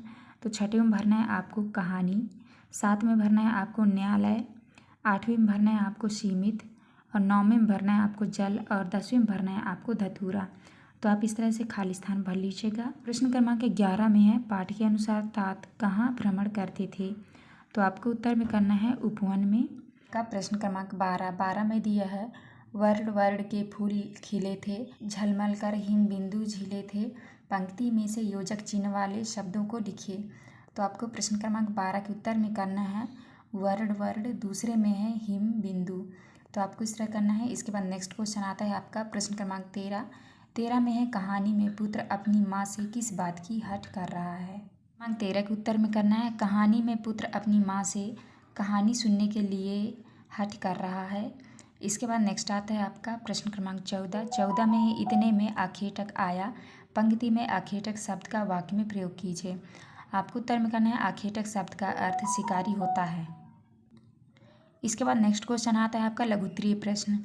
प्रश्न क्रमांक 15 में दिया है उपवन में हंस सहसा नीचे कैसे गिरा, आपको उत्तर में करना है उपवन में हंस पंखों के आघात होने के कारण नीचे गिरा। नेक्स्ट आता है आपका प्रश्न क्रमांक 16। प्रश्न क्रमांक 16 में दिया है हुआ विवाद सदय निर्दय में उभय आग्रही थे स्वयं विषय में गई बात तब न्यायालय में, उपर्युक्त पंक्तियों का भावार्थ लिखिए। तो आपको उत्तर में करना है 16 के सिद्धार्थ और निर्दय शिकारी के बीच विवाद बढ़ने लगा, दोनों ही अपने विषय पर अड़िग थे, इसीलिए यह विवाद न्यायालय पहुंचा। नेक्स्ट है आपका प्रश्न क्रमांक 17 में दिया है यमक अलंकार की परिभाषा उदाहरण सहित लिखिए। तो आपको उत्तर में करना है जिस काव्य में समान शब्द के अलग अलग अर्थों में आवृत्ति हो वहाँ यमक अलंकार होता है। उदाहरण में लिखना है आपको कनक कनकते सौगुनी मादकता अधिकाय, या खाए बौराए नर या पाए बौराए। तो आपको इस तरह करना है। इसके बाद नेक्स्ट आता है आपका प्रश्न क्रमांक 18 में है यदि आपका किसी बात पर झगड़ा हो जाता है तो आप उसे कैसे सुलझाते हैं। आपको उत्तर में करना है यदि हमारा किसी बात पर झगड़ा हो जाता है तो हम उसे ज्ञान आधार, संयम और बुद्धि विवेक से सुलझाने की कोशिश करेंगे। नेक्स्ट आता है आपका दीर्घ उत्तरीय प्रश्न। प्रश्न क्रमांक 19 के उत्तर में आपको करना है पुत्र अपनी माँ यशोधरा से कहता है माँ एक कहानी सुनाओ, राजा या रानी की कहानी सुनाओ। यशोधरा कहती है कि पुत्र तू हट करता है तो सुन। एक दिन सुबह बगीचे में तुम्हारे पिता घूम रहे थे, वहाँ फूलों की सुगंध चारों ओर फैल रही थी। इतना सुनकर बेटा कह उठता है कि हाँ माँ मुझे यही कहानी सुनाओ। इसी प्रकार माँ अपने पुत्र को कहानी सुनाती है। इसके बाद नेक्स्ट आता है आपका प्रश्न क्रमांक 20। तो आपको प्रश्न क्रमांक 20 में दिया है अहिंसा से हमारे जीवन में क्या क्या प्रभाव पड़ते हैं, अपने शब्दों में लिखिए। तो आपको उत्तर में करना है अहिंसा से हमारे जीवन में निम्नलिखित प्रभाव पड़ते हैं। पहला है अहिंसा से मानव जीवन में शांति प्राप्त होती है। दूसरा है अहिंसा से बिगड़े काम आसानी से सुलझ जाते हैं। तीसरा में है अहिंसा से चारों ओर विकास और खुशहाली आती है। चौथे में है अहिंसा से किसी देश की तरक्की का रास्ता साफ होता है। पाँचवें में है अहिंसा सभी धर्मों में सर्वोपरि बताई गई है। छठवें में है अहिंसा से जीव हत्या नहीं होती है। सातवां में है अहिंसा से चारों तरफ भाव मुक्त वातावरण उत्तम होता है। इसके बाद आठवां पॉइंट है अहिंसा को अपनाने से सभी जीव जंतुओं में सद्भावना आती है। तो आपको इस तरह करना है। तो यहाँ पे हमारी वीडियो कंप्लीट होती है। आज के वीडियो में देखेंगे पार्ट 22 में दिया है महाराजा श्री अग्रसेन। तो चलिए क्वेश्चन की ओर चलते हैं। पहला क्वेश्चन आता है आपका बहुविकल्पीय प्रश्न। प्रश्न क्रमांक पहले में है भारत सरकार ने महाराजा श्री अग्रसेन की स्मृति में डाक टिकट कब जारी किया। आपको उत्तर में करना है बी नंबर 22 सितंबर 1976 को। दूसरे में है सही वर्तनी वाला शब्द है। आपको उत्तर में करना है ए नंबर आदर्श। इसके बाद आता है आपका तीसरा में है महाराजा अग्रसेन ने नगर बसाया। तो आपको उत्तर में करना है बी नंबर अग्रोहा। इसके बाद चौथे में है लकीर के फ़कीर होना मुहावरे का अर्थ होगा। तो आपका सही उत्तर होगा ए नंबर अंधविश्वासी होना। नेक्स्ट है आपका पाँचवा में है महाराजा अग्रसेन बचपन से ही बड़े आज्ञाकारी एवं सुग्राह्य बुद्धि के थे। रेखांकित शब्द का आशय कौन सा वाक्य प्रदर्शित कर रहा है। आपका उत्तर हो जाएगा ए नंबर रमेश अपने बड़ों की आज्ञा मानता है। नेक्स्ट आता है आपका रिक्त स्थान वाले प्रश्न। तो पहले में भरना है आपको अवतारों, सातवें में भरना है आपको समाजवाद, आठवें में भरना है आपको योजक और नौवें में भरना है आपको उपकार, 10वें में भरना है आपको प्राण। तो आप इस तरह से खाली स्थान भर लीजिएगा। इसके बाद नेक्स्ट क्वेश्चन आता है आपका अति लघुत्तरीय प्रश्न। प्रश्न क्रमांक 11 में है जीवों के प्रति दया भाव दिखाने के लिए अग्रसेन ने क्या किया। तो उत्तर में आपको करना है अग्रसेन ने पशु बलि पर रोक लगा दी। 12 में है अग्रवाल समाज के प्रवर्तक कौन थे। उत्तर होगा महाराज श्री अग्रसेन। इसके बाद 13 में है नींव रखना मुहावरे का वाक्य प्रयोग करिए। तो आपको उत्तर में करना है महारानी लक्ष्मीबाई ने अंग्रेजों से युद्ध करके स्वतंत्रता संग्राम की नींव रखी। इसके बाद 14 में है अग्रवंश के 18 गोत्रों का चलन किस तरह प्रारंभ हुआ। आपको उत्तर में करना है अग्रवंश के 18 गोत्रों का चलन 18 यज्ञों के आचार्यों के नाम पर प्रारंभ हुआ। नेक्स्ट आता है आपका लघुत्तरीय प्रश्न। प्रश्न क्रमांक 15 में है आप अपनी शाला में समाजवाद की स्थापना किस तरह कर सकते हैं। 2 वाक्य लिखिए। आपको लिखना है पहले में है जाति पाति का भेदभाव मिटाकर, दूसरा है सत्कर्म को महत्व देकर। 16 में है वैश्य वंश स्थापना की पौराणिक कथा क्या है। तो आपको उत्तर में करना है वैश्य वंश की स्थापना पौराणिक कथाओं के अनुसार ब्रह्मा जी के उदर अर्थात पेट से हुई है। नेक्स्ट आता है आपका 17। तो आपको 17 के उत्तर में करना है पहला है जन कल्याण का भाव, दूसरा है एक रूपता, तीसरा है नैतिकता और चौथे में है राजनैतिक मूल्य का महत्व किसी व्यक्ति को महामानव बनाने में सहायक होते हैं। नेक्स्ट आता है आपका प्रश्न क्रमांक 18। तो आपको 18 के उत्तर में करना है महाराजा अग्रसेन की स्मृति में भारत सरकार ने 24 सितंबर 1976 को 25 पैसे का डाक टिकट जारी कर दिया। एक मालवाहक जहाज और दिल्ली से हिसार तक के राष्ट्रीय राजमार्ग का नाम महाराजा श्री अग्रसेन के नाम पर रख दिया गया। नेक्स्ट आता है आपका दीर्घ उत्तरीय प्रश्न। प्रश्न क्रमांक 19 के उत्तर में आपको लिखना है महाराजा अग्रसेन व्यापारियों के शहर अग्रोहा की एक महान भारतीय राजा थे। महाराजा अग्रसेन का जन्म क्षत्रिय कुल में हुआ था।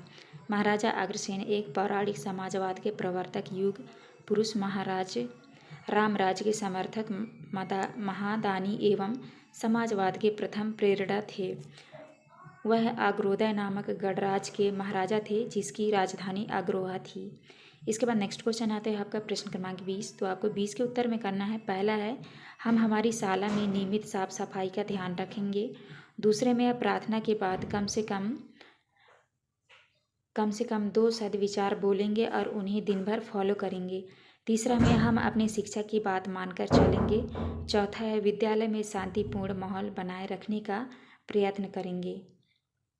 इसके बाद 5वां पॉइंट है विद्यालय के सर्वांगीण विकास के लिए यथासंभव प्रयास करेंगे, 6वां में विद्यालय में अनुशासन का पालन करेंगे और 7वां पॉइंट है स्वच्छ एवं निर्मल वातावरण स्थापित करेंगे। तो आपको इस तरह करना है। यहाँ पे हमारी वीडियो कंप्लीट होती है। आज की वीडियो में देखेंगे पार्ट 23 में दिया है कर्तव्य पालन।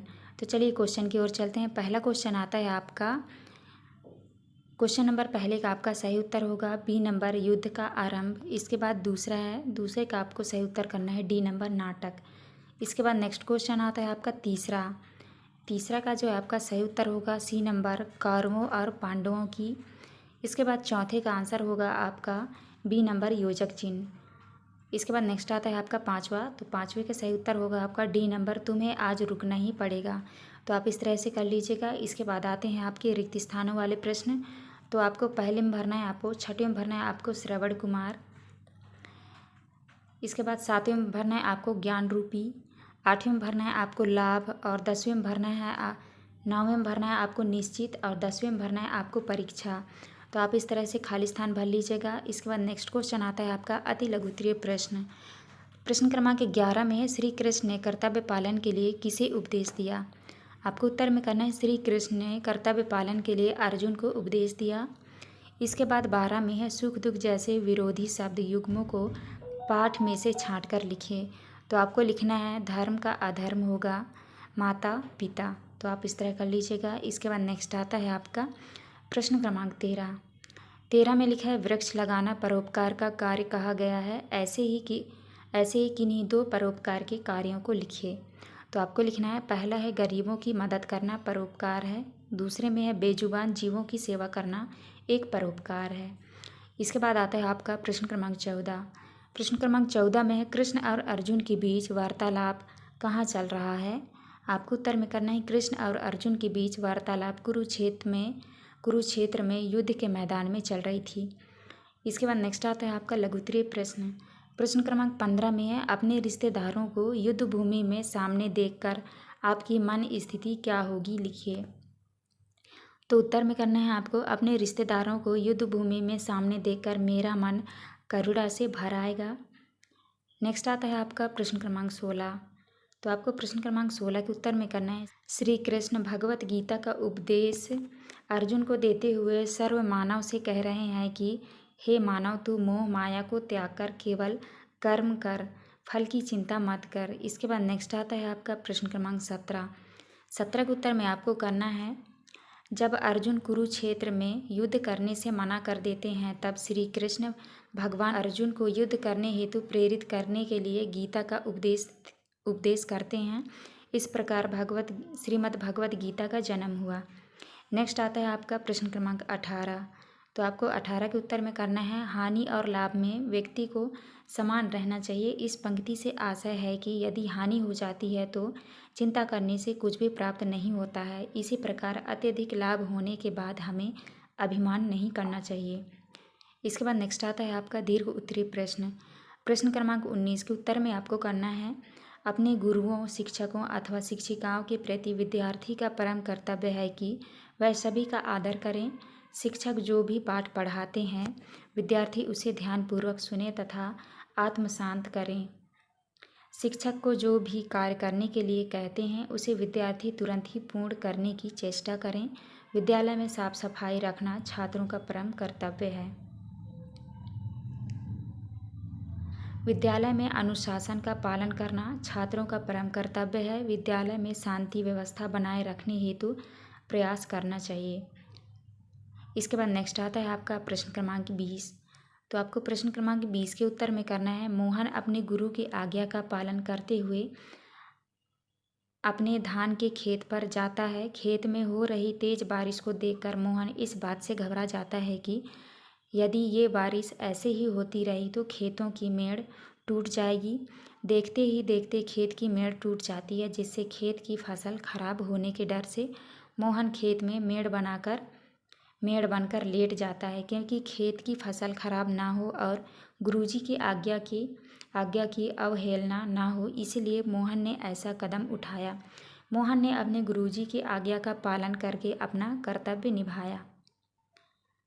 तो आपको इस तरह से आपको आंसर कर लेना है। आपका लास्ट क्वेश्चन यहाँ पे हमारी वीडियो कंप्लीट होती है। देखेंगे पार्ट 24। पार्ट 24 में है बुंदेलखंड केसरी महाराजा छत्रसाल। तो चलिए क्वेश्चन की ओर चलते हैं। पहला क्वेश्चन आता है आपका बुंदेलखंड केसरी के नाम से विख्यात हैं। तो आपका सही उत्तर होगा डी नंबर महाराजा छत्रसाल। इसके बाद दूसरे में है इच्छा अनुसार का संधि विच्छेद होगा। तो आपका उत्तर होगा बी नंबर इच्छा प्लस अनुसार। इसके बाद आता है आपका तीसरा में है मातृभूमि की रक्षा के लिए पंजाब में गुरु गोविंद सिंह लोहा ले रहे थे तो वीर दुर्गादास कहाँ लोहा ले रहे थे, तो आपको उत्तर में करना है राजस्थान में। नेक्स्ट आता है आपका प्रश्न क्रमांक 4। तो प्रश्न क्रमांक 4 के उत्तर में आपको करना है, सही उत्तर होगा सी नंबर, छत्रसाल की राज्य की सीमा। इसके बाद 5वां है, तो आपको 5वें के उत्तर में करना है डी नंबर, दांतों तले उंगली दबाना। इसके बाद आता है आपका रिक्त स्थानों वाले प्रश्न। तो प्रश्न क्रमांक 6 में आपको भरना है भले भाई की उपाधि दी। इसके बाद 7वें में भरना है आपको तलवार, 8वें में भरना है आपको भूत, और 9वें में भरना है आपको और 10वें में भरना है आपको पराजित। तो आप इस तरह से भर लीजिएगा। इसके बाद नेक्स्ट क्वेश्चन आता है आपका अति लघुत्तरीय प्रश्न। प्रश्न क्रमांक 11 में है वीर छत्रसाल को किसने प्रेरित किया, तो आपको उत्तर में करना है छत्रपति शिवाजी ने। इसके बाद प्रश्न क्रमांक 12 में है, तो आपको प्रश्न क्रमांक 12 के उत्तर में आपको लिखना है उक्त पंक्तियां छत्रसाल के राज की सीमाओं के बारे में बता रही है। इसके बाद आता है आपका 13, तो आपको 13 के उत्तर में करना है लोहा लेना का अर्थ किसी भी कठिन कार्य को करने का निर्णय लेना। उदाहरण में लिखना है आपको देश के प्रधानमंत्री ने कोविड-19 को देश से हटाने का लोहा लिया है। इसके बाद आता है आपका प्रश्न क्रमांक 14, तो 14 के उत्तर में करना है आपको वीर छत्रसाल की जन्मभूमि टीकमगढ़ जिले के मोर पहाड़ी नामक स्थान पर है। इसके बाद आता है आपका लघुत्तरीय प्रश्न क्रमांक 15 में महाराजा छत्रसाल ने घोड़े का स्मारक क्यों बनवाया, तो आपको उत्तर में करना है महाराजा छत्रसाल ने घोड़े का स्मारक इसलिए बनवाया क्योंकि संकट के समय उसने महाराजा छत्रसाल की मदद की थी। इसके बाद नेक्स्ट क्वेश्चन आता है आपका प्रश्न क्रमांक 16 में है छत्रसाल की चारित्रिक विशेषताओं से आपको क्या सीख मिलती है।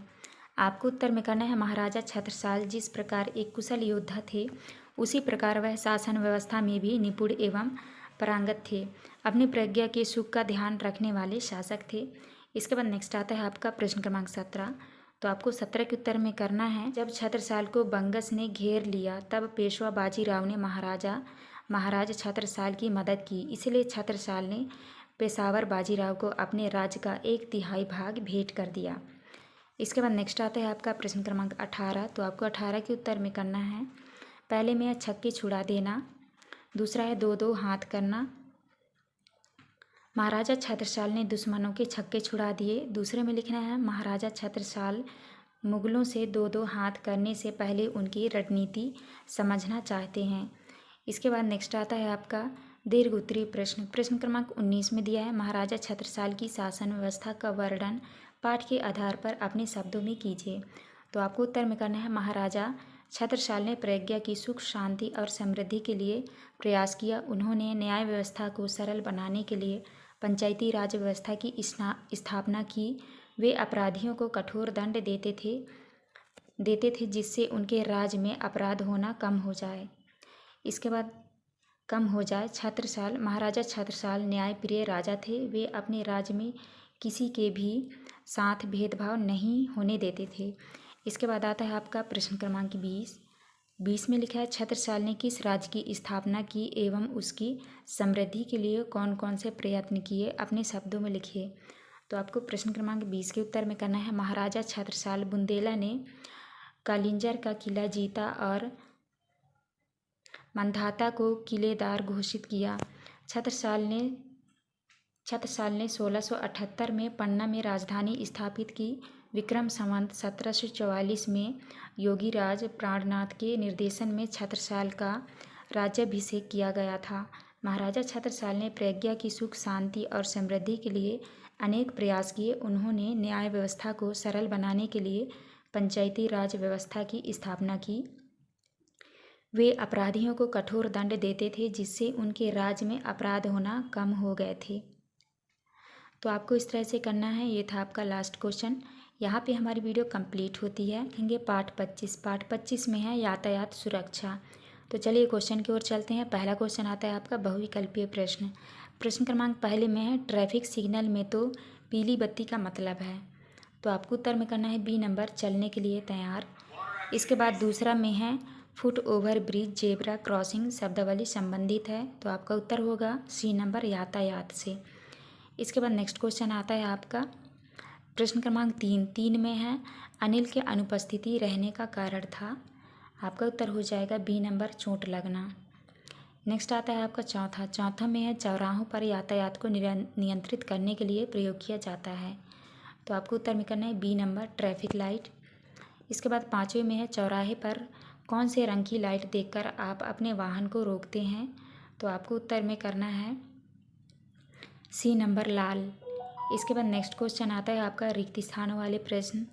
तो 6वें में भरना है आपको सुरक्षित, 7वें में भरना है आपको बाइक, और 8वें में भरना है आपको जेब्रा क्रॉसिंग, और 9वें में भरना है आपको सड़क पार, और 10वें में भरना है आपको यहाँ पे भरना है आपको विद प्लस आलय। तो आप इस तरह भर लीजिएगा। इसके बाद नेक्स्ट क्वेश्चन आता है आपका अति लघु उत्तरीय प्रश्न। प्रश्न क्रमांक 11 में है जेब्रा क्रॉसिंग किस लिए बनाई जाती है।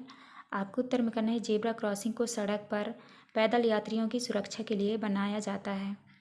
इसके बाद नेक्स्ट है प्रश्न क्रमांक 12 में है अधिकतर दुर्घटनाएं कब होती हैं। तो आपको उत्तर में करना है अधिकतर दुर्घटनाएं सड़क पार करते समय होती हैं। इसके बाद नेक्स्ट क्वेश्चन आता है आपका प्रश्न क्रमांक 13 में लिखा है परि उपसर्ग लगाकर 3 शब्द बनाइए। तो आपको बनाना है, पहला है परिक्रमा, दूसरा है परिजन, तीसरा है परिवार। तो आप इस तरह कर लीजिएगा। नेक्स्ट आता है आपका प्रश्न क्रमांक 14 में है फुटपाथ का उपयोग आपने कहाँ देखा है। आपको उत्तर में करना है फुटपाथ का प्रयोग हमने शहरों में देखा है। इसके बाद नेक्स्ट आता है आपका लघु उत्तरीय प्रश्न। प्रश्न क्रमांक 15 में दिया है निम्नलिखित संकेतों का अभिप्राय लिखिए। तो यहाँ पे आपको लिखना है इस संकेत का अभिप्राय है कि हमें हॉर्न नहीं बजाना है, और यहाँ पे लिखना है आपको इस संकट का अभिप्राय है कि यहाँ पर भोजनालय है। इसके बाद नेक्स्ट क्वेश्चन आता है आपका प्रश्न क्रमांक 16। तो आपको 16 के उत्तर में करना है, पहला पॉइंट है पैदल चलते समय हमें फुटपाथ पर चलना चाहिए, दूसरा है दोनों तरफ देखकर सड़क क्रॉस करनी चाहिए, तीसरा पॉइंट है हमें हमेशा बाएं हाथ की तरफ चलना चाहिए। इसके बाद आता है आपका प्रश्न क्रमांक 17 में लिखा है कक्षा में बताए गए यातायात के नियमों का पालन विद्यालय आते समय आप कैसे करेंगे। आपको उत्तर में करना है कक्षा में बताए गए यातायात के नियमों का पालन हम सही ढंग से करेंगे। इसके बाद आता है आपका प्रश्न क्रमांक 18। तो आपको 18 के उत्तर में करना है यातायात के नियमों का पालन करने से हम सड़क दुर्घटनाओं से बच सकते हैं, इसलिए यातायात के नियमों का पालन करना आवश्यक है। इसके बाद आता है आपका दीर्घ उत्तरीय प्रश्न। प्रश्न क्रमांक 19 में है अपने आसपास यातायात नियमों को प्रति जागरूकता बढ़ाने के लिए आप क्या क्या प्रयास करेंगे। तो आपको उत्तर में करना है आसपास यातायात के नियमों के प्रति जागरूकता बढ़ाने के लिए हम सड़क सुरक्षा सप्ताह मनाएंगे, जिससे आम जीवन में प्रेरणा उत्पन्न होगी कि हमें सड़क सुरक्षा नियमों का कठोरता से पालन करना चाहिए। सड़क सुरक्षा से संबंधित जितनी भी नियम होते हैं उन सभी नियमों की जानकारी हम पंपलेट, पोस्टर आदि के माध्यम से जनजीवन में प्रस्तुत करेंगे। इसके बाद नेक्स्ट आता है आपका प्रश्न क्रमांक 20। प्रश्न क्रमांक 20 में है आपके विद्यालय में कौन कौन से नियम बनाए गए हैं और आप उन नियमों का पालन किस तरह करते हैं। तो आपको उत्तर में करना है हमारे विद्यालय में कई नियम बनाए गए हैं जो कि निम्नलिखित हैं। तो आपको पहले में लिखना है विद्यालय में आने के बाद प्रतिदिन साफ सफाई होती है। दूसरा है विद्यालय में सुबह 10:30 बजे प्रतिदिन प्रार्थना होती है। तीसरा पॉइंट है प्रार्थना के बाद सभी बच्चे शारीरिक व्यायाम करते हैं। चौथे में प्रार्थना के बाद बच्चे शुभ विचार बोलते हैं। 5वें में हमारे विद्यालय में कालखंड के अनुसार अध्ययन कार्य किया जाता है। 6वें पॉइंट में है विद्यालय में 1:30 बजे मध्याह्न भोजन होता है। 7वां पॉइंट है विद्यालय में प्रतिदिन 4:30 बजे छुट्टी होती है। तो आपको इस तरह से लिखना है। तो यहाँ पे हमारी वीडियो कंप्लीट होती है। आपको हमारी वीडियो अच्छी लगी तो प्लीज़ हमारे चैनल को लाइक एंड सब्सक्राइब करिएगा। मिलते हैं अब नेक्स्ट वीडियो में।